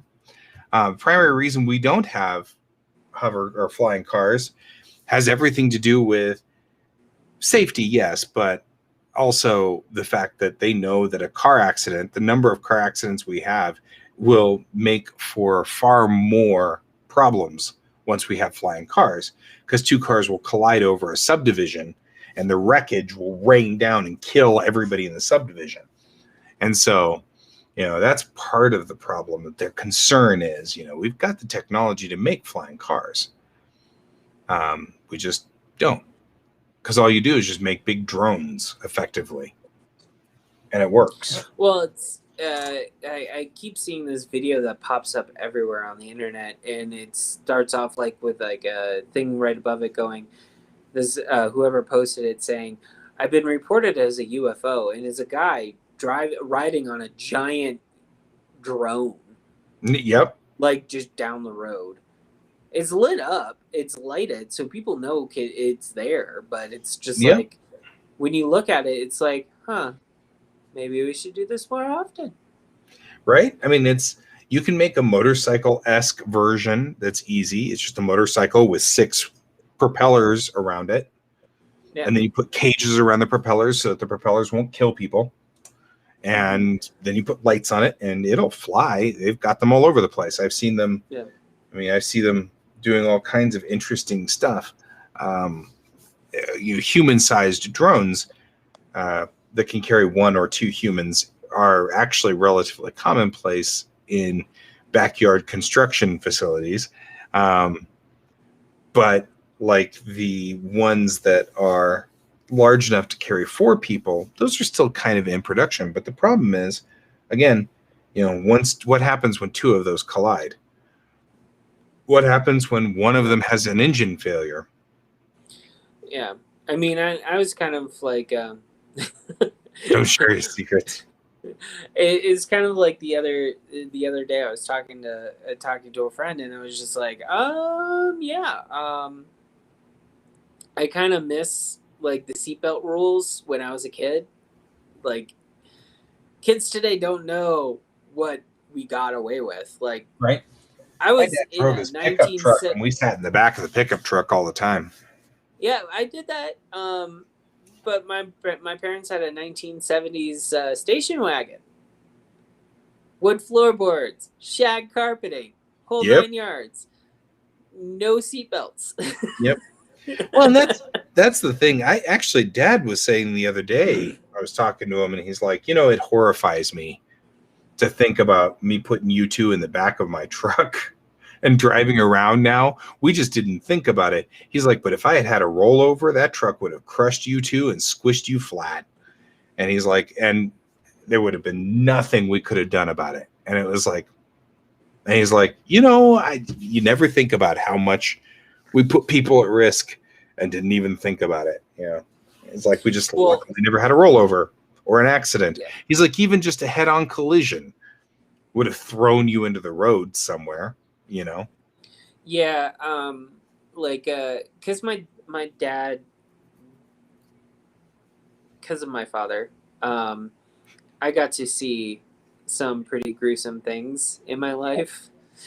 But what was funny is I never saw the car accidents that involved someone being injured from the back of a truck. Right. The reasoning for that being is I don't know. A, I don't think my dad ever had cases that he covered as a cop with that. And sure. B, whenever he talked about it, he always said that whoever was in the back of the truck always seemed to be okay because they always managed to get out of the car really relatively quickly. Sure. But when I say horrifying, I mean like he caught me and my sisters riding on handlebars, and out comes a book of kids that got into a car accident that were purposely hit by a driver because the kids were riding on handlebars, and he found it very annoying. Like, this is the type of level of like gruesome that I saw. Like, I saw pictures of dead children. Yep. Oh yeah. So, yeah, that happens. That happened. That was a thing. No, I mean, I don't know. I know that I had a buddy who was an EMT. And one of the things that had happened that made him quit being an EMT was he'd gone on a call out in Sterling. And it was a long way out.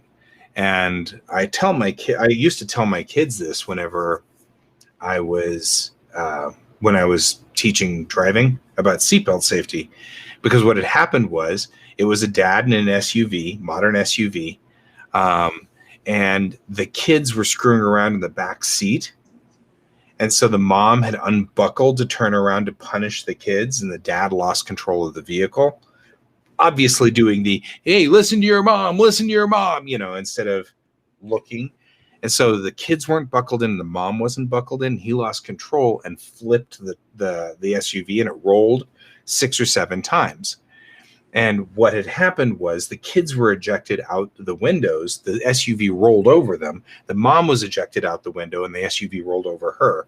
So, and then it took 34 minutes for the ambulance to get out there. So the dad had sat there. He was fine. There wasn't a scratch on him. And, he had been sitting there with for 34 minutes with his crushed family on the road, just sitting there waiting for the bus to get there. And he was like, I could handle the dead bodies. That was unpleasant, but sort of was expecting that. I couldn't handle the dad. The dad was fine. Not a scratch on him. And it was like, wow, you never think about that. And so, I always say, when you're in a car, think about the people who will survive you, because they're, you don't want to wear a seatbelt, but somebody else will be, and they'll survive. It's how should I put it? When I started driving, what probably scared me the most was I had relatives that go, when you get behind the wheel, you're now behind a 2,000 pound killing machine. 2,000 pound killing machine. Like think about it this way. You're like 15 years old and you're being told that you're training to drive a car permanently for the rest of your life. Right? And the first thing that a family member tells you is, this is a 2,000 pound killing machine. This will kill you a lot. Like, that's like some emphasis on some really like, oh, you have to be careful. Right. Yeah. But then if you talk to my family, I'm like a horrible driver. So can't help you there. No, I went and took the test. Like, I went to go take the test like 5 times before getting it. That's funny. I actually took it 5 times. I actually went 7 times. Twice I couldn't take the test because one time the car was out of gas and I had to the test was canceled just because of that. Yep. And then the other time that it stopped, the guy was basically like, if you take the test today, you will have to wait a full year before you can take the test another time. So just wait 2 weeks and it resets for you. Because in 2 weeks will be after the first time you... Yeah. Yeah, too many times and in I the was same just, test. Yeah, so I'm like, oh, okay. So.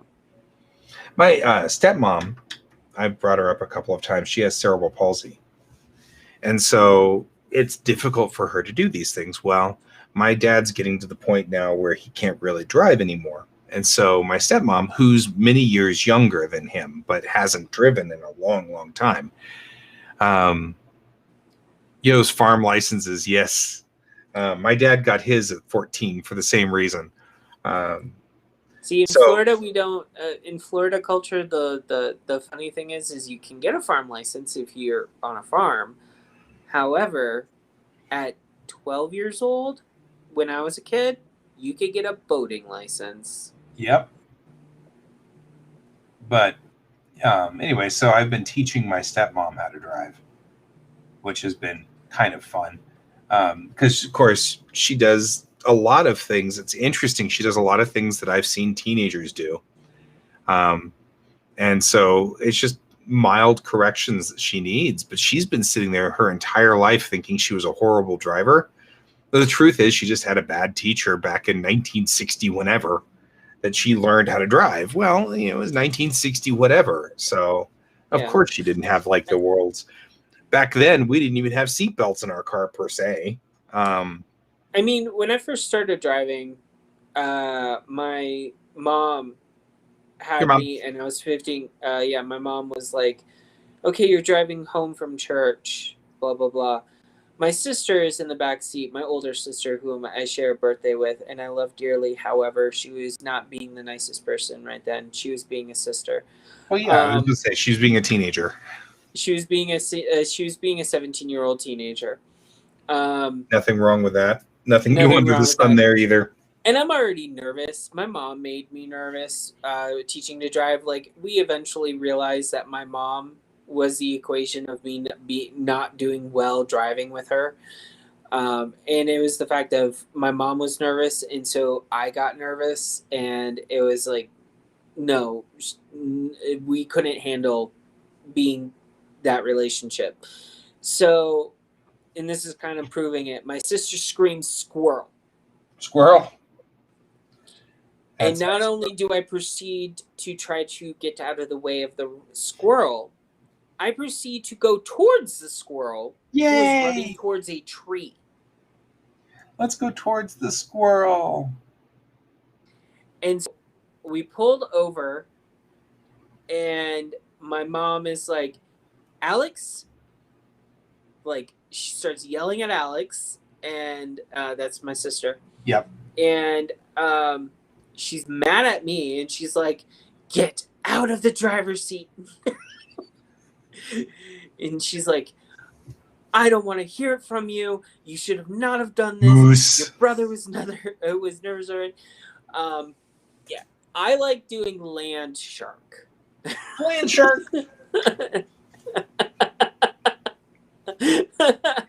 I was driving, or Mom was driving once because I was 13, 14, something like that. And we were going up I-70, and we passed a specific point, and I went, look out, mountain. Mom almost like ejected the car off of, because it was Lookout Mountain.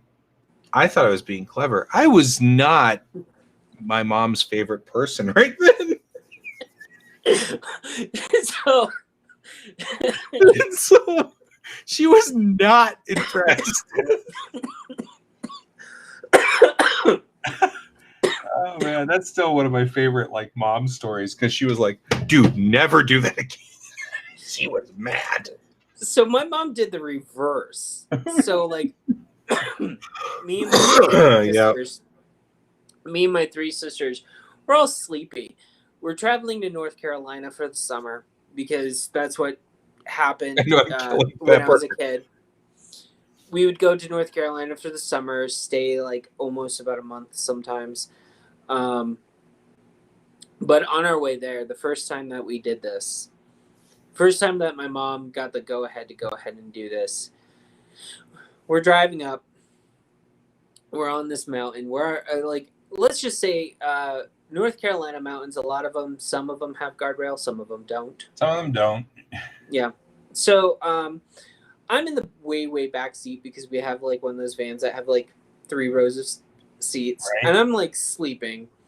My 2 other sisters are in the middle, and I have one sister up in the front. Ironically, it's Alex. Right.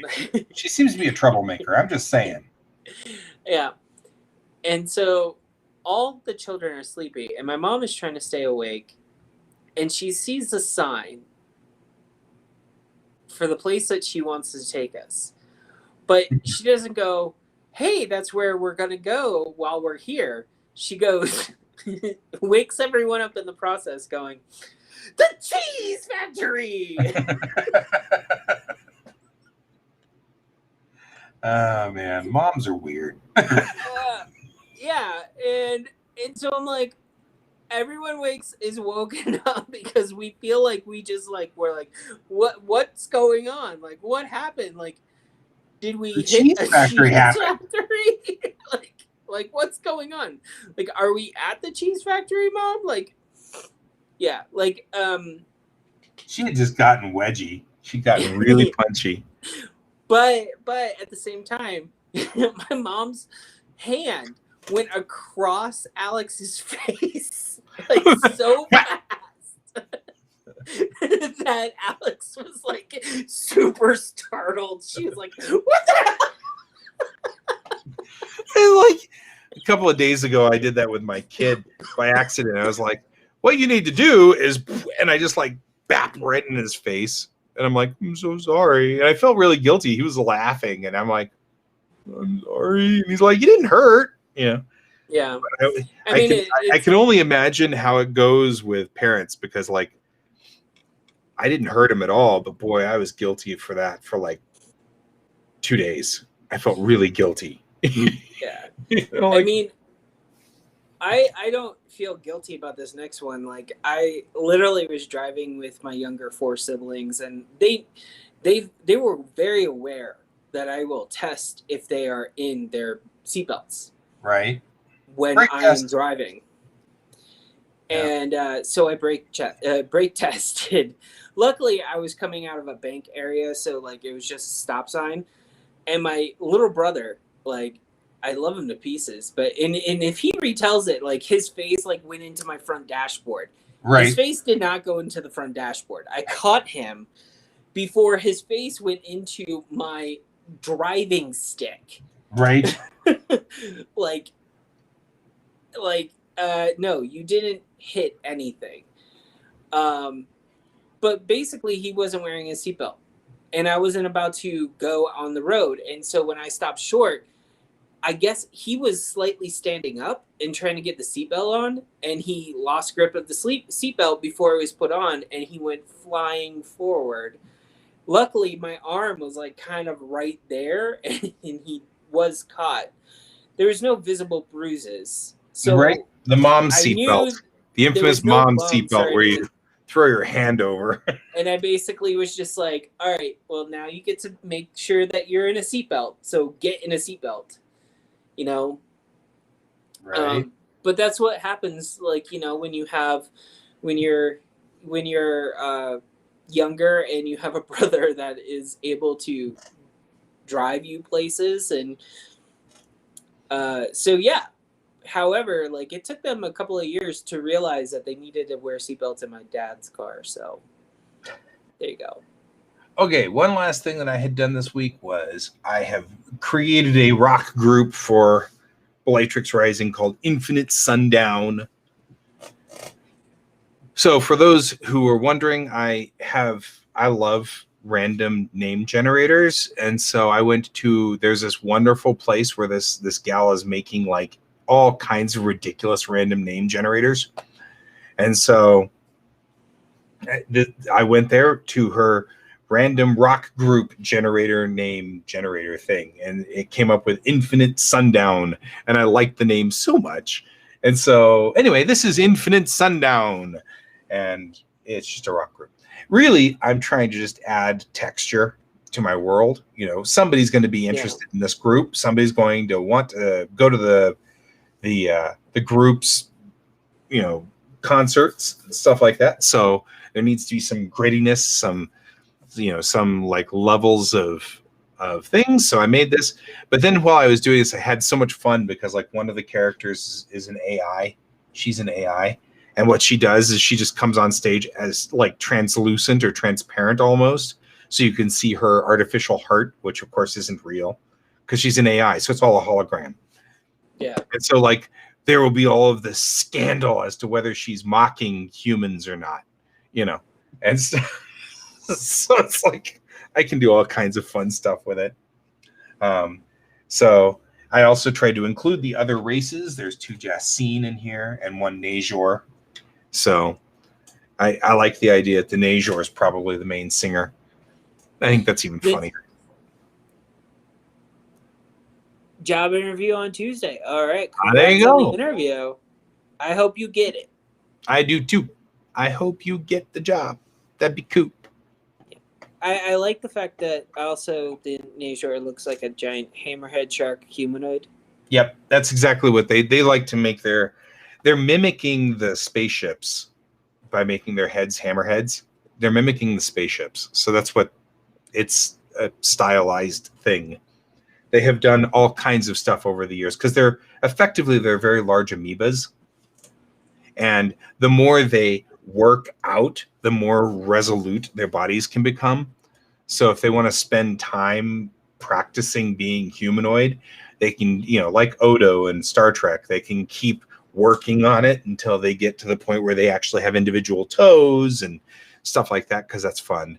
And, you know, like depends on who they are. But yeah, he's just sitting back there being a big gray shark effectively. But they're all gray. That's what there's unlike Odo, they don't change flesh color. They're all this gray color. So yeah, like the ones that are in service wear uniforms, and they actually kind of like the uniforms because they don't have to work so hard to keep their shape. They just effectively fill up the uniform. So they're like, blah, they just pour themselves into the uniform. Like I've always liked the notion, like I don't know if this would be good for your world or not, but basically like a human in one of those types of characters, like a morphing like character that would have to make an effort to put something to shape. If one of them had a child with like a solid human, like one that didn't morph, that would be interesting to see on what would happen, like in reality. Yeah. Yeah, I don't think they're biologically compatible. There are actually a number of races that are just not biologically compatible. And it would be fun for them to do the things, but they can't be. I mean, in other words, there are definitely couples, but it's very, I mean, because there will definitely be human Najor or human Jessine or, Jessine Najor. They'll all be couples, but it's going to be, sadly, very much like homosexual couples. You cannot produce children. It's just, you can adopt, you can surrogate, you can do all of those things, but you're not going to be able to ever biologically create children. And so they don't mix. And so usually what happens is they adopt. They will adopt children into the culture, into their family, and you'll end up with a human Najor with like a Jessine child. And you're like, well, that's a family, The only ones that don't do that are the AIs, because the AIs work so hard to create their next generation, their offspring, that there are no abandoned offspring, really. So I'm actually probably going to have to build a story somewhere along the line with an abandoned, orphaned AI, because there would be a, well, no, how'd that happen? So we could ask that question, Well, I mean, if it was an abandoned AI, like, I think what we had talked about, like when they were doing the base code for the AI, like you said that sometimes they wouldn't even know if it worked. Right. Like, and what would you do if it didn't work? Well, and that would be another really good question to ask. Yeah. Because you'd be like, would you have sort of the parents had a AI with effectively Down syndrome, whatever would be the equivalent of Down syndrome, where it's obvious that there is a genetic dysfunction. There's obviously something. And then, some parents in our world will abandon those children. Yeah. They'll abandon kids with Down syndrome. So that is a question. That is interesting. So there's certainly something there. You can address sort of our cultural problems with abandoning defective children. And I'm using that in a quotes sort of way, so that, because I don't think they're actually defective, but people will, people will perceive that. Well, it's like they make an AI child. The AI child comes out as a child, and they try to program it for, say, them being happy, sunny disposition, not really bogged down by little things. Right. Okay. Well, then the child comes out, but they won't smile. Right. Like, they won't. I'm not talking about resting bitch face. Like, I mean, like, they go. No, they just don't have that programming. The code doesn't work. Yeah, like the code just doesn't work. They're like, haha, that's funny. Right. Like, very one note. And then they discover what they did wrong. But then you still have this disc with this kid on it. Yeah. Like, what do?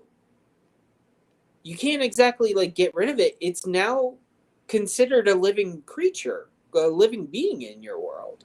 Right. And then it's like, there's definitely something to be explored here. There's a lot of things we can explore.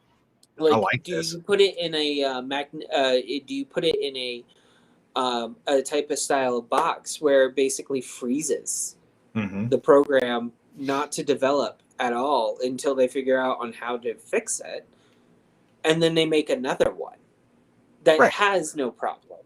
Right. And like that's where you get into like the moral gray area of how they reproduce. Right. Well, and I mean, park the hard drive effectively, right? Yep. So they park the hard drive. You don't need to freeze the AI. You just stop powering the box. Yep. And so later, like, human parents find this box and it's been unpowered for however many, because they just discarded it effectively. And so they decide to power it up and write it. and they adopt the AI. I mean, this can be an interesting story. Yeah. You know, and more importantly, it could be interesting if, as time goes on, the human parents teach the AI to smile. Yeah. You know what I mean? And actually the AI becomes more emotive, more because it taught itself. It wrote its own code. Right. You know, and so that, I mean, like I said, that could be a story as well. Yeah. I mean, just alone, like you could actually have that as like kind of like a family drama series within your own that series. One could just be a short. I actually can see visuals on all of that, and like in my head, and you know, that would be fun to do without any text. Yeah. You know what I mean? Like, try to pull that one off with all. This is, by the way, my new. Well, it's not my new thing. I've been wanting to try to figure out how to do comics without text for a long time. So, because I love those, the little short comics that say something without saying anything. I think those are great. You know. Yeah. So anyway. Yeah, I think that one. I think you could play around with it a lot, especially if it's like if they're trying to teach an AI child emotions. Yep. I think like one of the visuals that you can possibly do is the first one would be teaching the child on basically basic human empathy. Yep. So like the fact of like something bad happens and then all of a sudden like the AI child just basically goes up and grabs one of the parents' hands. Right. And like squeezes. And like so they know that the child's upset even though the child doesn't look it. Mm-hmm. So all right. Well, I wrote it all down so that I won't forget it. That's what I didn't want to forget that story arc because that was a cool story arc. Yeah. So anyway, I drew Infinite Sundown, which I think is going to be fun. I'm going to go through and have to do all the highlights and darkening things and stuff like that I usually have to do. I managed to get its base colors and flattening down, but then that was it. So we'll have to do some other work. We'll get there. And really, this is a very short thing, just part of the universe and culture to give Bellatrix Rising some texture. I'll create probably a couple of other one-off rock groups or whatever. I don't even know what kind of music they sing because it's 500 years from now. So whatever music it is probably isn't recognizable. It's synth rock. Yeah. I figure probably what I will do is I was thinking about turning the trope on its head. So our 21st century girl who's involved in this story, she'll actually dig it. She'll get into it.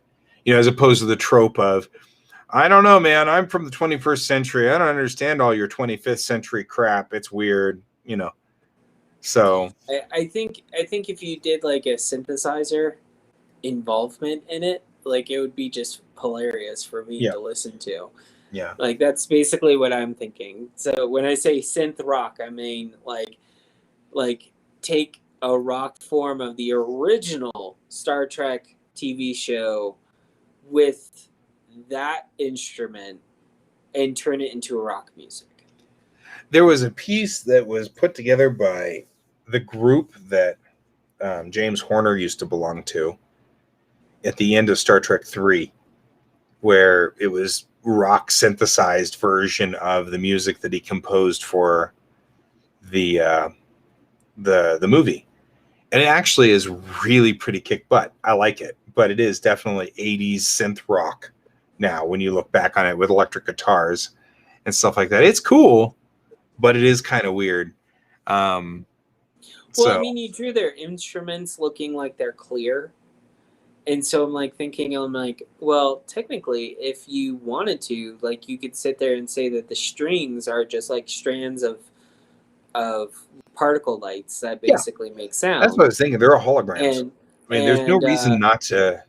If you turn off the holograms on the stage, Like, not only does your AI singer or drummer, I guess she's the drummer, your AI drummer vanishes, but like her drums vanishes and your guitar vanishes and your keyboard vanishes, you know. Yeah, and so like All the when I jewelry say on the Justine vanish. yeah, I mean, like, but like that would leave you like, how would that sound? Like, how would playing those instruments sound? And like that's what I mean. It's like a theremin. Yeah. In fact, I'll bet you it's Essentially. exactly like what it'd be. Is Yeah, but operating like a theremin. yeah, but like you now have yeah, and it's just played a different way. Classic rock. We're playing something that's 520 years old. And then all of a sudden, through the desert on a horse with no name. Oh no, even better! Like all of a sudden, we found this in the archives of human history. And then all of a sudden, it's the time warp dance from Rocky Horror Picture Show. Yeah, I'm pretty sure. I actually was kind of having fun because they're all young, and young people are trying to be edgy and different and irritate people. So I've been having fun trying to think of what this group does, you know, the time warp. You know, I don't think there will ever be interaction between any of these groups. I mean, you might meet a folk group or something like that. I could see that, like asking, hey, tell me some of the songs you know, because you came from the 21st century and we don't have that anymore. Right? You know, the biggest thing that I've been realizing recently for storytelling in Bellatrix Rising is if you had an emergency evacuation of the Earth, there would be a limited amount of culture that would go with you. Yep. You know, it's like there's only so much that you can throw on USB keys in 20 minutes, you know, before you have to get out. And so, like, you know, I think I would probably just pick up the box of my computer itself and carry it with me, you know, because I would have everything, all of my music and everything like that. But then you'd only have Guy Davis's music. That's the only thing that survived, you know. So then it'd be like, well, that'd be rough.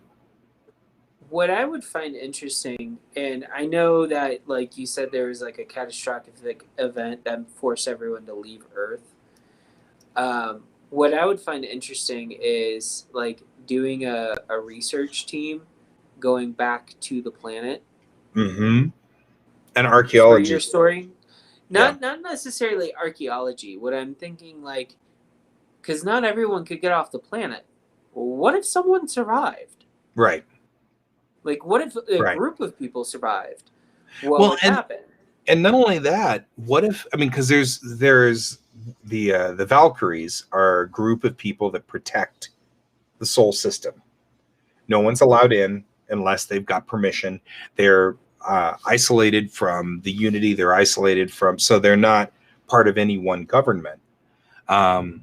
But the other thing is that the Citadel is there, and the Citadel is where they made where the connection to the aliens that don't live in our universe are.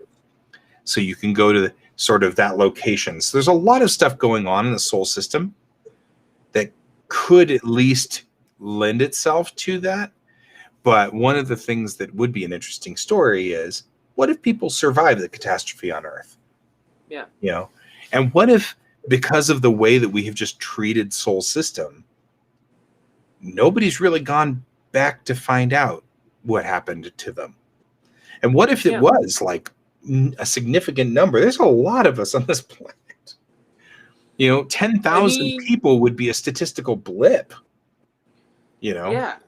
I mean, I'm just like, because like me and Bill talk about stuff like this all the time. Like we were like, so what if aliens just came up and like took a portion of the human population? Yep. Overnight. Mm-hmm. Like made a frequency, our brains activated, we packed bags, we brought what was most important to us, and then we ended up on a spaceship. And they told us that Earth was going to explode and they could only save a certain number of us. Right. Right? So it's the same theory. What if the planet never really blew up? or the catastrophic thing that the Yeah, aliens predicted never happened. It was a bunch of time or space time that had Mm-hmm. fallen on the Earth, Yeah. and so the assumption is that Earth was destroyed, but it doesn't have to be. Yeah. And actually, that's one of the things is that, like I said, the Valkyries protect the Earth and protect Sol from anybody coming back to it, right? But suppose there was a Mars base that had just gotten started, you know. What do we do with the moon stuff? You know, what if, because the story on Earth takes place contemporarily, today-ish, but frankly, in the next 20 years, we will likely have people on Mars. I mean, Elon Musk is moving fast, and in the beginning, it was laughable that he was going to ever accomplish that. We've already have I think we have a 17-year-old and we have an 18-year-old that are both now pilots. Right. I mean, it's likely. Yeah, 5 to 10 within the years next 25 years, there may actually be a real colony of real people on Mars. Now, without support, they'd probably ultimately die out, without Earth support.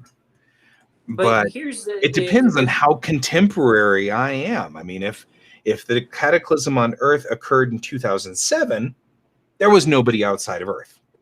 But if the cataclysm on Earth takes place in 2024, there's a good chance that there were people in orbit. There were people on other worlds. 2050, now you've got quite a bit of a difference in the solar system. So it's something to think about. I may have to really decide where did that cataclysm fall? And if it happened in 2050, there may have been people on Mars. There may have been a moon base. There may have been humans elsewhere, not on Earth. And when the cataclysm hits Earth, it does not affect Mars. Well, it could also do another thing, which I've seen some stories do, some stories don't, but it proved in some stories that it was false and that people of Mars just made it themselves after a 3D printing technology that they had. I say 3D printing technology, but they called it printing. Basically, they created an artificial atmosphere on Mars after a catastrophic thing happened to Earth, and some of the particles from Earth came towards Mars, breaking up part of the meteor belt, and then that meteor belt hit a point in Mars, which basically allowed an atmosphere to fully form. And then all of a sudden, wherever the rocks fell or wherever parts of Earth fell, plants started growing. Right. So, yes, Brent, if you want to become the Emperor of Mars, go right for it. Hey, I mean, to be fair, on Mars, you look, John Carter, he did great on Mars, right? I mean, he had Deja Thoris even, which was cool. Even if Disney did not, in fact, portray her correctly. So I thought it was a kick-ass movie. However, it's definitely not the book. They missed some key points. Deja Thoris is one of my favorite characters. Her and Doc Manhattan, because it's all about the why do we wear clothes? Why bother? Sort of thing. And it that's just an aspect of culture that cracks me up. So yeah, it's like movie, Starship Troopers. Starship Troopers would make a great aliens movie. It's just that it kind of sucked to be taking from Starship Troopers, So yeah. Okay, we are way past our time. Yep, I was just thinking that. So anyway, we will get going for next week, and then wish you the best of luck over there, our friend Brent, for your job hunt. And we will see everybody next week for Watercolor Wednesday. Yes. And then I will let you know. Yeah. Hopefully, you and I this weekend will go to Gyrie's and pick up some of the paints that we need. Yes. We will need the color chart that has the list of the colors. Yeah. And then You know what? We'll talk about it then. All right. We'll talk about it. We'll talk about it later. All I'll right. talk to you guys later, and it was great having you on board with me today, as usual, my friend. Great to And be I here. will see you this weekend. And see you later, Brent. And I know, Richard, if you're still there, and I don't think you are, I think you gave up on us a while back. But good luck with you as well. So I'll talk to you all later, and remember to keep your eyes on the stars. Bye. Bye.